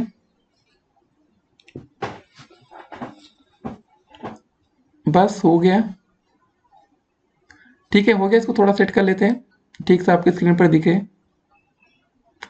ठीक है दोस्तों, चलिए, हाँ ठीक है, थोड़ा सा और। पहला क्वेश्चन क्या रहा दोस्तों, देखिए असाइनमेंट नंबर 20 का कि संविधान संशोधन विधेयक किस अनुच्छेद के तहत लाया जाता है। इसका दोस्तों जो सही आंसर होगा हमारा अनुच्छेद 368 के द्वारा। फिर अगला क्वेश्चन रहा है कि निम्नलिखित कथनों में से कौन सा कथन असत्य है। तो इसका जो चौथा विकल्प आप देख रहे हैं कि राष्ट्रपति संयुक्त बैठक की अध्यक्षता करते हैं, ये गलत है। जो मतलब गलत होता है उसी को यहाँ पर टिक करना था, इसको टिक करके आगे बढ़ेंगे। अगला क्वेश्चन दोस्तों क्या रहा है कि दोनों सदनों से पारित विधेयक किसके हस्ताक्षर द्वारा अधिनियम बन जाता है। किसके साइन जरूरी होते हैं दोस्तों, राष्ट्रपति जी के। फिर अगला क्वेश्चन, किस पर गतिरोध दूर करने हेतु लोकसभा और राज्यसभा की संयुक्त बैठक बुलाई जाती है। तो इसका दोस्तों जो सही आंसर होगा हमारा सामान्य विधेयक। अगला क्वेश्चन है, संयुक्त बैठक किसके द्वारा बुलाया जाता है। इसका दोस्तों जो सही आंसर होगा हमारा राष्ट्रपति जी के द्वारा। वित्त विधेयक का उल्लेख किस अनुच्छेद में किया गया है। इसका दोस्तों जो सही आंसर होगा हमारा अनुच्छेद 117 में, 117। तीसरा विकल्प करेक्ट है। फिर अगला क्वेश्चन आता है कि धन विधेयक के संदर्भ में किसे विशेषाधिकार प्राप्त है। तो इसका दोस्तों जो सही आंसर होगा हमारा लोकसभा होगा। फिर अगला क्वेश्चन आता है कि साधारण विधेयक पर सदन में कितनी बार वाचन होता है। ठीक है, तो इसका दोस्तों जो सही आंसर होगा वो होगा हमारा तीसरा विकल्प 3। फिर अगला क्वेश्चन आता है कि विधेयक कहाँ प्रस्तुत किया जाता है। तो इसका दोस्तों जो सही आंसर होगा संसद के किसी भी सदन में विधेयक को प्रस्तुत किया जाता है। फिर दोस्तों अंतिम क्वेश्चन इस असाइनमेंट का क्या रहा कि कानून का निर्माण किसके द्वारा होता है। तो देखिए दोस्तों, राज्यसभा के द्वारा, लोकसभा के द्वारा, राष्ट्रपति के। तो इसका जो सही आंसर होगा हमारा चौथा विकल्प होगा, उपयुक्त सभी के द्वारा। इसको टिक करेंगे। और टोटल 10 क्वेश्चन थे, 10 अटेम्प्ट किया और हमें 10 में से 10 नंबर मिल गया। तो गाइस मजा आ रही होगी आप लोगों को शुरू से लेकर अंत तक देखने में। ठीक है, 20वां दोस्तों असाइनमेंट कंप्लीट होता है। चलिए नेक्स्ट मॉड्यूल की तरफ तुरंत बढ़ते हैं। ढेर सारे दोस्तों क्वेश्चन आने वाले हैं आपके सामने। ठीक है, तो इसका दोस्तों असाइनमेंट का आगे इसको जरा निकालते हैं। ये रहा दोस्तों असाइनमेंट नंबर 21, ये ओपन हो रहा है। Loading your content. ठीक है, आपकी स्क्रीन पर लोड हो रहा होगा 21वां असाइनमेंट, ये लोड हो चुका है। चलिए दोस्तों देखते हैं सीधे इसके क्वेश्चन को। भारत में वित्तीय आपात की घोषणा किस अनुच्छेद के तहत होती है। इसका दोस्तों जो सही आंसर होगा अनुच्छेद 360 के तहत। फिर अगला क्वेश्चन आता है कि किस संविधान संशोधन के अनुसार भारत में 18 वर्ष के व्यक्ति को मतदान का अधिकार मिला है। इसका दोस्तों जो सही आंसर होगा वो हमारा पहला विकल्प होगा 61वां संशोधन। फिर अगला क्वेश्चन आता है किस संविधान संशोधन के अनुसार 18 वर्ष के व्यक्ति को मतदान का अधिकार। वही फिर सेम क्वेश्चन रिपीट हुआ। ठीक है, अगला क्वेश्चन दोस्तों, राष्ट्रपति को उसके कार्यों के संपादन व सलाह देने हेतु प्रधानमंत्री और मंत्रिपरिषद का उल्लेख किस अनुच्छेद में, ठीक है, उल्लेखित है। तो इसका दोस्तों जो सही आंसर होगा चौथा विकल्प होगा अनुच्छेद 74। फिर अगला क्वेश्चन आता है कि राज्य में संवैधानिक तंत्र के विफल होने से किस अनुच्छेद द्वारा राष्ट्रपति शासन लगाया जा सकता है। तो देखिए दोस्तों अनुच्छेद 356 है ये पावर। फिर अगला क्वेश्चन आता है कि भारत देश का संवैधानिक प्रधान है, इसका जो सही आंसर होगा दोस्तों राष्ट्रपति में। ठीक है, अगला क्वेश्चन भारतीय संघ की कार्यपालिका शक्ति निहित है कहां पर दोस्तों, ये राष्ट्रपति में। फिर अगला क्वेश्चन आता है कि राष्ट्रपति अपना त्याग पत्र किसको देता है, इसका दोस्तों जो सही आंसर होगा हमारा उपराष्ट्रपति जी को देंगे ये। ठीक है, सर्वोच्च न्यायालय के न्यायाधीश को नहीं, इसमें बच्चे कंफ्यूजन में रहते हैं, इसको टिक करेंगे, आगे बढ़ेंगे। राष्ट्रपति किस अनुच्छेद के द्वारा अध्यादेश जारी करते हैं, इसका दोस्तों जो सही आंसर होगा अनुच्छेद 1, 2, 3 के द्वारा 123। अगला क्वेश्चन है भारतीय संघ की वास्तविक कार्यपालिका शक्ति निहित है किसमें दोस्तों, ये है हमारी प्रधानमंत्री व उसके मंत्रिमंडल में। ठीक है, चौथा विकल्प। फिर अगला क्वेश्चन आता है दोस्तों राष्ट्रपति की आपातकालीन शक्तियां भारतीय संविधान के किस भाग में वर्णित हैं, तो दोस्तों इसका जो सही आंसर होगा हमारा भाग 18 में। फिर अगला क्वेश्चन दोस्तों आता है हमारा कि संविधान के किस अनुच्छेद में प्रधानमंत्री के नियुक्ति की व्यवस्था है, तो इसका दोस्तों जो सही आंसर होगा हमारा अनुच्छेद 75 में। ठीक है, इसको टिक करेंगे। टोटल हमारे 12 क्वेश्चन थे, 12 प्रश्नों को हमने अटेम्प्ट कर लिया है। अब दोस्तों आती है बारी नंबर की, कितने नंबर हमने प्राप्त किया, सबमिट पर क्लिक करें और दोस्तों हमें 12 में से 12 नंबर मिल गए। ठीक है, अच्छी वाली खुशखबरी है, 12 में 12 नंबर दोस्तों में मिला है। अब बढ़ते हैं दोस्तों अगले असाइनमेंट की तरफ। 21 असाइनमेंट हो गए, नेक्स्ट मॉड्यूल पर क्लिक करेंगे और दोस्तों 22वां असाइनमेंट का आगे इसको ओपन करते हैं। ठीक है, ओपन हो रहा है दोस्तों 22वां असाइनमेंट हमारा। थोड़ा सा समय लगेगा, थोड़ा सा समय देना पड़ेगा हमें। और देखिए हर एक क्वेश्चन को याद करते हुए चलिएगा। दीक्षा आपके जो क्वेश्चन है काफी बढ़िया भी है, ऐसा नहीं दोस्तों सिर्फ आप इसको असाइनमेंट के तौर पर देख रहे हो कि यार जल्दी से जल्दी कंप्लीट हो, तैयार होगा तो फिर आगे फायदा भी आपको होगा। चलिए सीधे क्वेश्चन पर आते हैं। पहला क्वेश्चन है दोस्तों कि उच्च न्यायालय के न्यायाधीश की नियुक्ति में कौन भाग नहीं लेता है, तो इसका जो सही आंसर होगा दोस्तों 22वें का दूसरा विकल्प, राज्य का मुख्यमंत्री। फिर अगला क्वेश्चन दोस्तों हमारा आता है कि उच्चतम न्यायालय का गठन संबंधी प्रावधान किस अनुच्छेद में है, इसका दोस्तों जो सही आंसर होगा हमारा पहला विकल्प होगा अनुच्छेद 124 के द्वारा। फिर उत्तर प्रदेश का उच्च न्यायालय कहाँ पर स्थित है, ये दोस्तों आपको पता है प्रयागराज में। ठीक है, अगला क्वेश्चन दोस्तों आता है कि उच्च न्यायालयों के न्यायाधीशों की सेवा निवृत्ति की आयु है, कौन सी है दोस्तों, ये उच्च न्यायालय की दोस्तों बात करें हाई कोर्ट में तो 62 साल। अब सर्वोच्च न्यायालय की दोस्तों बात करेंगे तो यहाँ पर जो आती है भाई, जो रिटायर होते हैं जज, उनकी उम्र होती है 65 साल तक वो काम करते हैं। फिर दोस्तों भारत का जो सर्वोच्च न्यायालय कहाँ पर है, ये नई दिल्ली में है, सुप्रीम कोर्ट। ठीक है, अगला क्वेश्चन उच्च न्यायालय के न्यायाधीशों की नियुक्ति हेतु योग्यता होनी चाहिए, कौन सी योग्यता आपके पास होनी चाहिए, आप भारत के नागरिक होना चाहिए, कम से कम 5 वर्ष तक दोस्तों न्यायाधीश के पद पर आप रहने चाहिए, 10 वर्ष तक का वकील रहना चाहिए, और ये सभी, इसका दोस्तों जो विकल्प होगा ये सभी, ये विकल्प यहाँ पर करेक्ट है। टिक करेंगे, आगे बढ़ेंगे। अगला क्वेश्चन है दोस्तों उच्च न्यायालय के मुख्य न्यायाधीश का वेतनमान है, सैलरी, बहुत ही अच्छी बात है। तो दोस्तों बता दें 2,25,000 प्रति महीने दोस्तों इनकी सैलरी होती है जज साहब की। फिर अगला क्वेश्चन आता है कि सर्वोच्च न्यायालय के अधिकार क्षेत्र के कितने वर्ग हैं, तो इसका दोस्तों जो सही आंसर होगा वो होगा हमारा 3 वर्ग है, पहला विकल्प। फिर अगला क्वेश्चन आता है कि सर्वोच्च न्यायालय के न्यायाधीश के कार्यकाल की आयु सीमा कितनी है, ये देखिए दोस्तों सर्वोच्च न्यायालय के कार्यकाल की आयु सीमा की बात हो रही है। ठीक है ना, तो इसका जो सही आंसर होगा वो होगा हमारा 65 साल। फिर अगला क्वेश्चन जिला और अधीनस्थ अदालतें किसके अंतर्गत आती हैं, जो दोस्तों जिला में अदालतें होती हैं वो दोस्तों आपके उच्च न्यायालय के अंतर्गत आती हैं। फिर अगला क्वेश्चन ये आज का अंतिम क्वेश्चन है इस असाइनमेंट का कि उच्च न्यायालय के मुख्य न्यायाधीश की नियुक्ति करता है, कौन करता है दोस्तों, ये राष्ट्रपति जी करते हैं। ठीक है, इसको टिक करेंगे। 12 क्वेश्चन हमने कर लिए, 12 में से 12 नंबर पा भी लिया हमने। ठीक है, इसको टिक करें, 12 में से 12 आ गए। तो दोस्तों अब चलिए असाइनमेंट नंबर हम कौन से पढ़ेंगे हम लोग, अब 22 हो गया, 23वें की तरफ चलते हैं। क्लिक कर दिया दोस्तों और असाइनमेंट नंबर 23। ठीक है, अब ये दोस्तों लोड हो रहा है, थोड़ा सा समय लगेगा।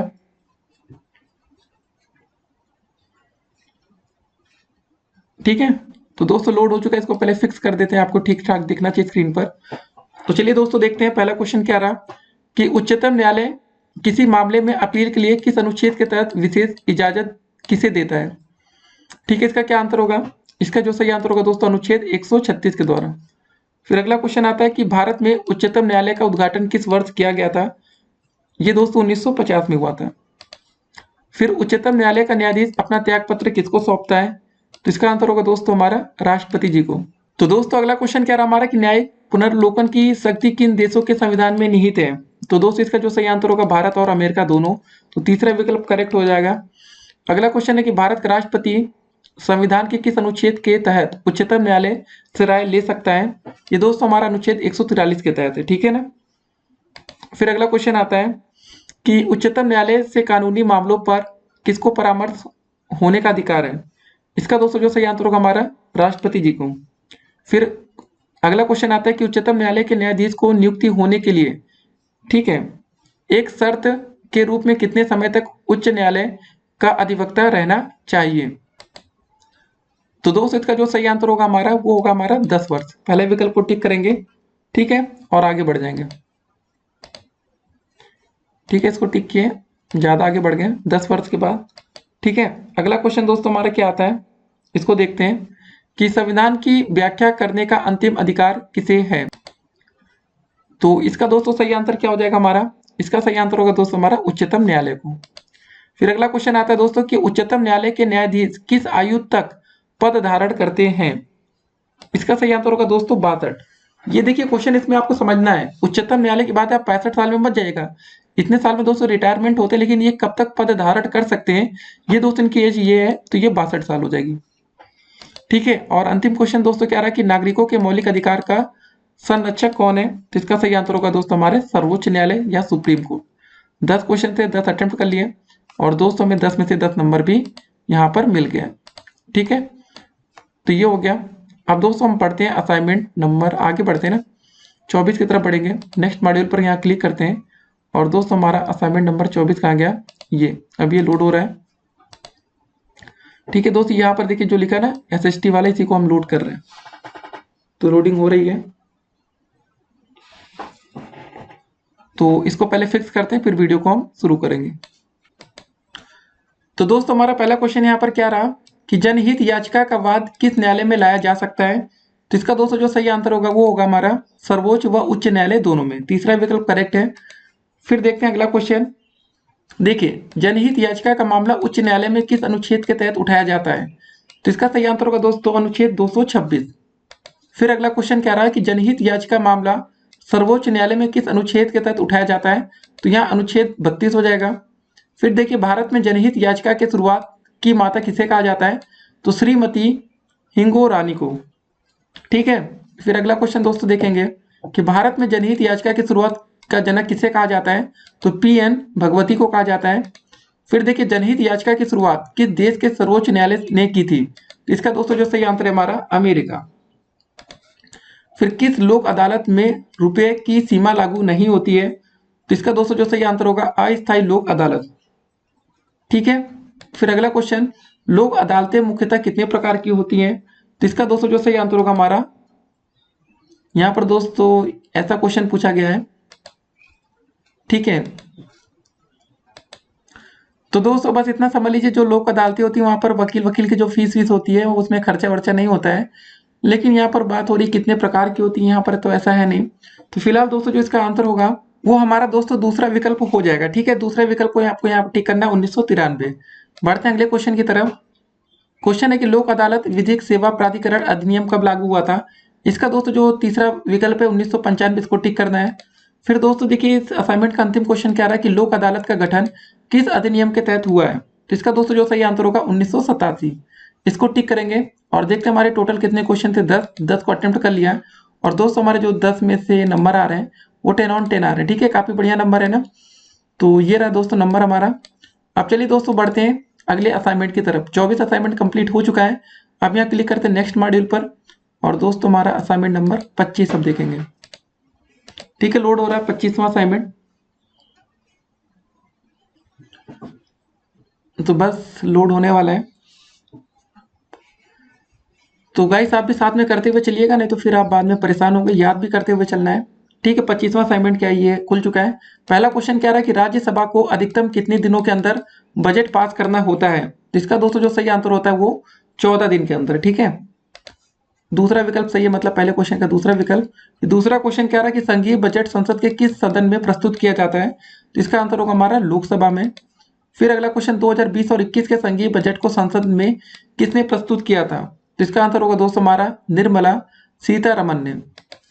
फिर अगला क्वेश्चन, संघीय बजट 2020 और 21 में सरकार का सर्वाधिक खर्च किस मद पर है? इसका आंसर होगा दोस्तों करों व शुल्कों में राज्यों का हिस्सा।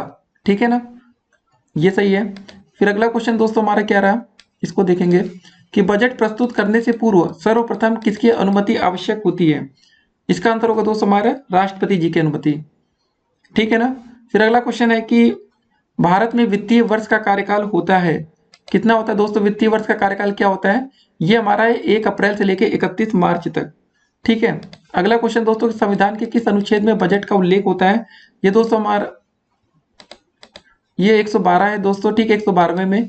फिर अगला क्वेश्चन दोस्तों हमारा आता है कि भारत में संसद में, ठीक है, बजट कौन प्रस्तुत करता है? तो इसका आंसर होगा दोस्तों हमारे वित्त मंत्री जी करते हैं।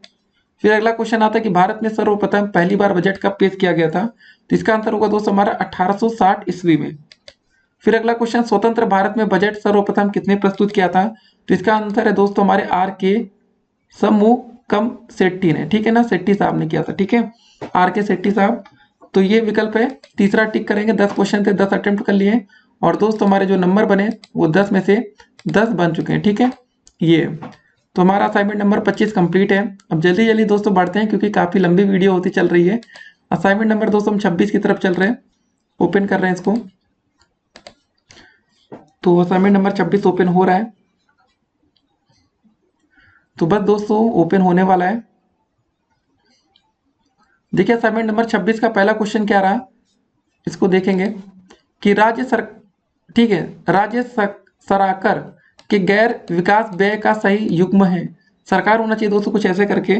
तो 26 का जो पहला आंसर हो सही होगा वो होगा चौथा विकल्प, पुलिस और न्याय। ठीक है, ये 26 असाइनमेंट का मतलब पहले क्वेश्चन का चौथा विकल्प होगा। अगला क्वेश्चन दोस्तों हमारा कि संसद, राष्ट्रपति सचिवालय जैसे मद पर खर्च होने वाला व्यय किस व्यय के अंतर्गत आता है, मतलब किसमें आता है ये दोस्तों आता है हमारे नागरिक शासन पर व्यय। फिर अगला क्वेश्चन दोस्तों हमारा, बिक्री कर तथा मालगुजारी कर लगाया जाता है किस पर दोस्तों? ये राज्य द्वारा। फिर अगला क्वेश्चन दोस्तों, संपत्ति कर तथा व्यय कर किसकी सिफारिश पर लगाया गया था? ये दोस्तों हमारा था प्रोफेसर किल्डोर की सिफारिश। अगला क्वेश्चन, भारत में नोट छापने का अधिकार किसके पास है? सबको पता है रिजर्व बैंक के पास है सिर्फ। ठीक है। अगला क्वेश्चन, भारत में सर्वप्रथम आयकर प्रारंभ किया गया था कब दोस्तों? 1700 में। फिर अगला क्वेश्चन आता है अप्रत्यक्ष कर का सही युग्म है, ये दोस्तों होगा हमारा केंद्रीय व्यापार कर, केंद्रीय उत्पाद कर। चौथा विकल्प को टिक करेंगे, आगे बढ़ेंगे। भारत में कर व्यवस्था है दोस्तों, कैसी कर व्यवस्था यहाँ पर है? द्विस्तरीय। ठीक है। फिर अगला क्वेश्चन, आयकर हमारा दोस्तों है कैसा कर होता है? ये दोस्तों हमारा है अप्रत्यक्ष कर। पहला विकल्प यहाँ पर बिल्कुल करेक्ट है। फिर आगे बढ़ते हैं। अंतिम क्वेश्चन दोस्तों इस असाइनमेंट का क्या रहा कि संविधान के किस भाग में केंद्र तथा राज्यों के बीच वित्तीय संबंधों की व्याख्या की गई है? तो इसका दोस्तों जो सही आंसर होगा हमारा तीसरा विकल्प होगा भाग 12 में। टोटल 10 क्वेश्चन थे, 10 अटेम्प्ट कर लिए हमारे दोस्तों, 10 में से 10 नंबर बन भी गए। ठीक है, हो गया ना इतना। अब बढ़ते दोस्तों असाइनमेंट नंबर 26 की तरफ। चलिए नेक्स्ट मॉड्यूल पर क्लिक करेंगे, 26वां वाला आए। ठीक है, तो दोस्तों वैसे ये हमारा 26वां ही तो था।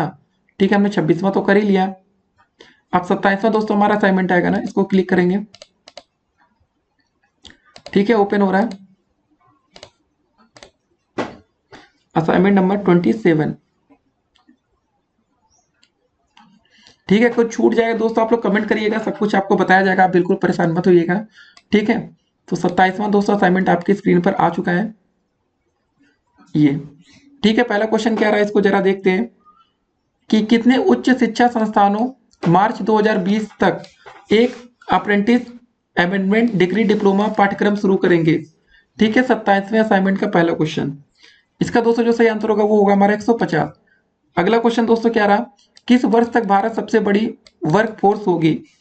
इसका चौथा विकल्प है दोस्तों 2030 तक। बजट 2020 और 21 में किस मॉडल के तहत मेडिकल कॉलेज को एक जिला अस्पताल संबंध करने का प्रस्ताव है?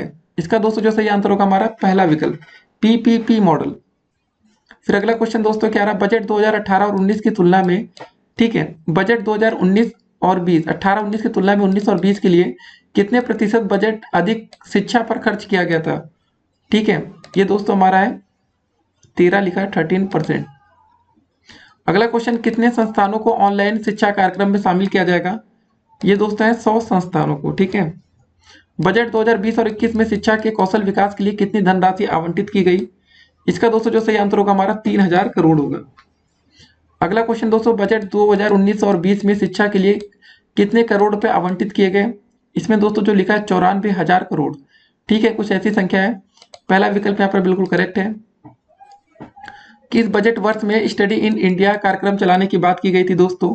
इसका आंसर होगा दोस्तों 2019 और 20 में। अगला क्वेश्चन, बजट 2013 और 14 में सर्व शिक्षा के लिए कितने करोड़ रुपए आवंटित किया गया था? इसका आंसर है दोस्तों 27,258 करोड़ रुपए। फिर बजट शब्द है कहाँ का दोस्तों? ये शब्द है, ये फ्रांस भाषा का है। इसको टिक करेंगे पहला विकल्प और सबमिट करेंगे। देखते हैं दोस्तों हमारे नंबर कितने आते हैं। हमारे नंबर आ गए 10 में से 10। तो दोस्तों ये असाइनमेंट भी हमारे यहाँ कंप्लीट होता है, असाइनमेंट नंबर 27। अब बढ़ते हैं दोस्तों 28 नंबर असाइनमेंट की तरफ। नेक्स्ट मॉड्यूल पर क्लिक करेंगे और देखिए दोस्तों असाइनमेंट नंबर 28 में देखिए जो आपका ये लिखा रहता है ना SHT EVA कोर्स 28 करके, ठीक है, एवोल्यूशन करके इसी में क्लिक करना है। अब हमारा 28वां असाइनमेंट ओपन हो रहा है। थोड़ा सा समय लगेगा और वीडियो काफ़ी लंबी हो रही होगी, तो ठीक है, एक ही दिन में दोस्तों आपको कंप्लीट करना है ना, तो इसको देखिएगा, तैयार भी करिएगा पढ़ते हुए। ठीक है, 28वां असाइनमेंट दोस्तों ओपन हो चुका है और पहला क्वेश्चन क्या रहा? 12वीं योजना में उच्च शिक्षा हेतु कितनी सीट की अतिरिक्त वृद्धि कर उसकी सुलभता में वृद्धि करना है? ठीक है, तो इसका दोस्तों जो सही आंसर होगा पहले क्वेश्चन का वो होगा हमारा तीसरा विकल्प, 1 मिलियन सीट। फिर अगला क्वेश्चन आता है हमारा, 12वीं योजना में शिक्षा के क्षेत्र में मुख्यतः किस पर बल दिया गया है? सही आंसर होगा दोस्तों देखिए स्कूली शिक्षा, उच्च शिक्षा, लिंग आधारित शैक्षिक अंतराल को कम करना, उपयुक्त सभी इसका करेक्ट आंसर है। चौथा विकल्प, इसको टिक करके आगे बढ़ते हैं। 12वीं योजना में स्कूलों में पढ़ने के मध्यमान वर्ष में कितनी वृद्धि करने की बात कही गई है? इसका दोस्तों जो सही आंसर होगा 7 वर्ष, तीसरा विकल्प होगा। फिर अगला क्वेश्चन दोस्तों देखेंगे हम, 12वीं योजना का मुख्य रूप से किस पर बल दिया गया है? इसका दोस्तों जो सही आंसर होगा वो होगा हमारा चौथा विकल्प, उपयुक्त सभी, समावेशी विकास, तीव्र धारणीय विकास। ठीक है, उपयुक्त सभी है। अगला क्वेश्चन दोस्तों, समावेशी विकास अवधारणा को जन्म दिया गया था किसके द्वारा? दोस्तों ये 11वीं योजना में दिया गया है। ठीक है, इसको टिक करेंगे, आगे बढ़ेंगे। फिर प्रथम पंचवर्षीय योजना कब लागू हुई है? ये दोस्तों हुई थी हमारी 1951 में। इसको टिक करेंगे और आगे बढ़ते हैं। पंचवर्षीय योजना क्यों लाया गया? अब ये आपको बताना है। देखिए दोस्तों, सामाजिक उन्नति के लिए आर्थिक उन्नति होती है। ठीक है, तो इसका जो चौथा विकल्प है A और B दोनों, इसी को टिक करते हैं और आगे बढ़ते हैं। योजना अवकाश क्या है दोस्तों? ये होता है आपका वार्षिक योजना होता है। ठीक है, पहला विकल्प। फिर अगला क्वेश्चन है पंचवर्षीय योजना क्या है? ये दोस्तों केंद्रीकृत और एकीकृत है। ठीक है, पहला विकल्प सही है। और भारत के विकासात्मक प्रयासों की मुख्य रणनीति के रूप में किसे स्वीकार किया गया है? इसका जो सही आंसर होगा तीसरा विकल्प होगा, पंचवर्षीय योजना। इसको टिक करेंगे। टोटल 10 क्वेश्चन थे, अटेम्प्ट कर लिया और हमें 10 में से 10 नंबर मिल गया। तो दोस्तों हमारा 28 नंबर असाइनमेंट भी यहाँ पर कंप्लीट होता है। अब बढ़ते हैं दोस्तों अगले असाइनमेंट की तरफ। चलिए नेक्स्ट मॉड्यूल दोस्तों हम क्लिक करते हैं 29वां। ठीक है, और दोस्तों हमारा लोड हो रहा है 29वां असाइनमेंट इस समय स्क्रीन पर 29। बहुत ही जल्दी दोस्तों आपके सामने होंगे क्वेश्चन। ठीक है, थोड़ा सा सब्र करिए। तो दोस्तों क्वेश्चन आ चुके हैं, इसको पहले हम फिक्स करते हैं कि आपको ठीक ठाक दिखे। तो दोस्तों हमारा इसका पहला क्वेश्चन क्या है, इसको जरा देखते हैं 29वें में। पहला क्वेश्चन रहा है कि वर्तमान में रिजर्व बैंक ऑफ इंडिया के गवर्नर हैं। इसका दोस्तों जो सही आंसर होगा वो होगा हमारा शक्तिकांत दास। इसको टिक करेंगे, आगे बढ़ेंगे। दूसरा क्वेश्चन दोस्तों है RBI के स्थापना वर्ष में गवर्नर कौन थे? इसका दोस्तों जो सही आंसर होगा हमारा दूसरा विकल्प होगा सर ओसबोर्न स्मिथ। इसको टिक करेंगे, आगे बढ़ेंगे। फिर अगला क्वेश्चन है कि स्थापना के समय रिजर्व बैंक ऑफ इंडिया की अधिकृत पूंजी कितनी थी? तो इसका दोस्तों जो सही आंसर होगा हमारा 5 करोड़ रुपए। केंद्रीय बैंकिंग जांच समिति की अनुशंसा कब की गई थी? इसका दोस्तों जो सही आंसर होगा हमारा 1930 में। फिर दोस्तों हमारा क्वेश्चन क्या रहा है कि स्टेट बैंक समूह में कितने बैंक सम्मिलित हैं? तो इसका दोस्तों जो सही आंसर होगा वो होगा पहला विकल्प 6 बैंक है। फिर अगला क्वेश्चन आता है कि स्टेट बैंक ऑफ बीकानेर और स्टेट बैंक ऑफ जयपुर का विलय कब किया गया? तो इसका दोस्तों जो सही आंसर होगा हमारा 1963 में। फिर रिजर्व बैंक ऑफ इंडिया का प्रधान या केंद्रीय कार्यालय कहाँ पर है? इसका दोस्तों सही आंसर है हमारा मुंबई में। फिर अगला question imperial bank of India, ठीक है, की स्थापना कब की गई? तो दोस्त इसका जो सही आंसर होगा वो होगा हमारा 1921 में। ठीक है, तीसरा विकल्प। फिर अगला क्वेश्चन है कि बैंक ऑफ बॉम्बे की स्थापना कब की गई? तो इसका दोस्तों जो सही आंसर होगा वो होगा हमारा 1840 में। और इस असाइनमेंट का अंतिम क्वेश्चन कि भारत का प्रथम बैंक कहाँ पर स्थापित किया गया है, इसका सही आंसर होगा दोस्तों हमारा कोलकाता में। ठीक है, इसको टिक करेंगे। टोटल 10 क्वेश्चन से 10 अटेम्प्ट कर लिए और दोस्तों में जो नंबर मिला है वो 10 में से 10 मिला है। तो गाइस काफी तेजी से काम हो रहा है। तो हमारे 29 असाइनमेंट यहाँ पर कंप्लीट हो चुके हैं। ठीक है, अब दोस्तों हम बढ़ेंगे अगले असाइनमेंट की तरफ, इसको टिक करते हैं। अब चलिए दोस्तों नेक्स्ट मॉड्यूल पर क्लिक करते हैं और हमारा 30वां असाइनमेंट अब ओपन होने वाला है। ठीक है, ओपन हो रहा है, बस कुछ और सेकेंड। तो दोस्तों देखिए हमारा 30वां असाइनमेंट ओपन हो चुका है। इसको पहले फिक्स करते हैं कि आपको ठीक ठाक दिखे ये। तो दोस्तों 30वां असाइनमेंट का पहला क्वेश्चन क्या रहा हमारा कि ई बैंकिंग क्या है। ठीक है, तो मतलब इंटरनेट बैंकिंग होती है, नेट बैंकिंग, ऑनलाइन बैंकिंग, या सभी कथन सही है। तो इसका चौथा विकल्प यहाँ पर दोस्तों बिल्कुल करेक्ट होने वाला है। ठीक है, इसको टिक करेंगे और हम आगे बढ़ जाएंगे। फिर अगला क्वेश्चन कि किस वर्ष में नाबार्ड कृषि एवं ग्रामीण विकास हेतु राष्ट्रीय बैंक की स्थापना हुई। तो इसका दोस्तों सही आंसर होगा 1982 में, दूसरा विकल्प। फिर अगला क्वेश्चन आता है हमारा कि निम्न में से कौन सा बैंक कृषि हेतु दीर्घकालीन ऋण देता है। तो इसका दोस्तों जो सही आंसर होगा हमारा भूमि विकास बैंक, तीसरा विकल्प, चौथा विकल्प सॉरी। अगला क्वेश्चन है दोस्तों हमारा कि निम्न में से नाबार्ड का मुख्यालय कहाँ पर है। इसका दोस्तों जो सही आंसर होगा हमारा होगा मुंबई में, चौथा विकल्प करेक्ट है। कृषि क्षेत्र का शीर्ष बैंक है, इसका सही आंसर होगा दोस्तों हमारा नाबार्ड। फिर अगला क्वेश्चन, नाबार्ड पुनर्वित्त प्रदान करता है दोस्तों कौन सी बताइए। तो इसका दोस्तों जो सही आंसर होगा वो होगा हमारा कृषि एवं ग्रामीण विकास के लिए। ठीक है, पहला विकल्प बिल्कुल करेक्ट आंसर है, इसको टिक करेंगे और आगे बढ़ेंगे। फिर अगला क्वेश्चन कि भारत में क्षेत्रीय ग्रामीण बैंकों की स्थापना हुई थी, कब हुई थी, 1975 में, इसको टिक करेंगे और आगे बढ़ेंगे। फिर अगला क्वेश्चन आता है कि क्षेत्रीय ग्रामीण बैंक का उद्देश्य है, इसका उद्देश्य क्या होता है। इसका उद्देश्य होता है दोस्तों उपयुक्त सभी, मतलब ग्रामीण क्षेत्रों का विकास करना भी होता है। ठीक है, इसको जरा देखते हैं, हाईलाइट करते हैं। ग्रामीण क्षेत्रों का विकास करना दोस्तों होता है ग्रामीण क्षेत्रों के पिछड़े हुए वर्गों को रियायती दर पर वित्तीय सुविधा उपलब्ध कराना, ग्रामीण क्षेत्रों में रोजगार के अवसरों का सृजन करना। ठीक है, चौथा विकल्प यहाँ पर इसका करेक्ट है, इसको टिक करेंगे चौथे को और आगे बढ़ेंगे। फिर दोस्तों अगला question, reserve bank of India की स्थापना कब हुई थी। इसका सही आंसर होगा हमारा 1935 में। फिर मुद्रा की पूर्ति करने वाली संस्थान कहलाती है, क्या कहलाती है, मौद्रिक संस्था, इसको टिक करेंगे। टोटल दोस्तों हमारे 10 क्वेश्चन थे, 10 अटेम्प्ट हो गए और हमें जो नंबर मिले वो 10 में से 10 नंबर मिले। ठीक है, अच्छा लगता है ना जब 10 में से 10 नंबर मिलते हैं। अब दोस्तों बढ़ते हैं आज के अगले असाइनमेंट और अंतिम असाइनमेंट की तरफ। जी हाँ दोस्तों, अब कुछ थोड़ी सी खुशी हो रही है होगी आप लोगों के लिए कि चलो हम अंतिम तक पहुंच गए हैं। ठीक है, इस पर क्लिक करते हैं दोस्तों और ये लोड हो रहा है। तो गाइस आपको और भी असाइनमेंट अगर देखना हो दीक्षा ऐप पर, हमारे हिंदी के भी हो गया, इंग्लिश हो गया, जो भी दोस्तों जितने भी सब्जेक्ट होंगे मतलब जो भी है दीक्षा ऐप पर, सारे दोस्तों आपको मिल जाएंगे। चैनल को हमारे यूट्यूब पर सब्सक्राइब कर लीजिएगा ताकि सारे असाइनमेंट आप देख पाए। अब चलिए दोस्तों अंतिम असाइनमेंट 31 वाला देखते हैं, नहीं तो फिर आप परेशान होंगे। ठीक है, शुरू करा जाए वीडियो को। देखिए इस पर क्लिक करते फिर से दोस्तों ये लोड होने लग जाता है, तो चलिए हो जाने दीजिए और बस कुछ और मिनट। ठीक है, हो चुका है दोस्तों, इस वीडियो को फिक्स करते पहले ठीक ठाक कर लेते हैं। हाँ, अब देखते हैं पहला क्वेश्चन क्या रहा कि किस बैंक की सबसे अधिक विदेशी शाखाएं हैं। तो इसका जो आंसर होगा दोस्तों वो होगा हमारा स्टेट बैंक ऑफ इंडिया, चौथा विकल्प। फिर अगला क्वेश्चन, क्षेत्रीय ग्रामीण बैंक की स्थापना कब हुई थी। इसका सही आंसर होगा दोस्तों हमारा 1975 में। फिर अगला क्वेश्चन आता है हमारा कि पूर्ण रूप से भारतीय पूंजी द्वारा स्थापित प्रथम बैंक कौन था। इसका सही आंसर होगा दोस्तों दूसरा विकल्प, पंजाब नेशनल बैंक। ठीक है ना, इसको टिक किया।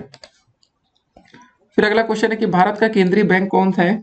इसका सही आंसर होगा दोस्तों हमारा रिजर्व बैंक ऑफ इंडिया। फिर अगला क्वेश्चन दोस्तों, रिजर्व बैंक ऑफ इंडिया का राष्ट्रीयकरण किस वर्ष हुआ था। तो ये हुआ था हमारा 1949 में।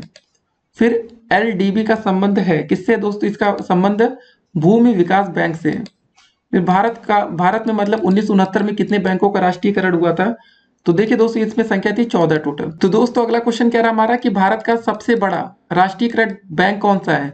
तो इसका सिंपल सा आंसर है दोस्तों, आपको पता होगा SBI, state bank of India.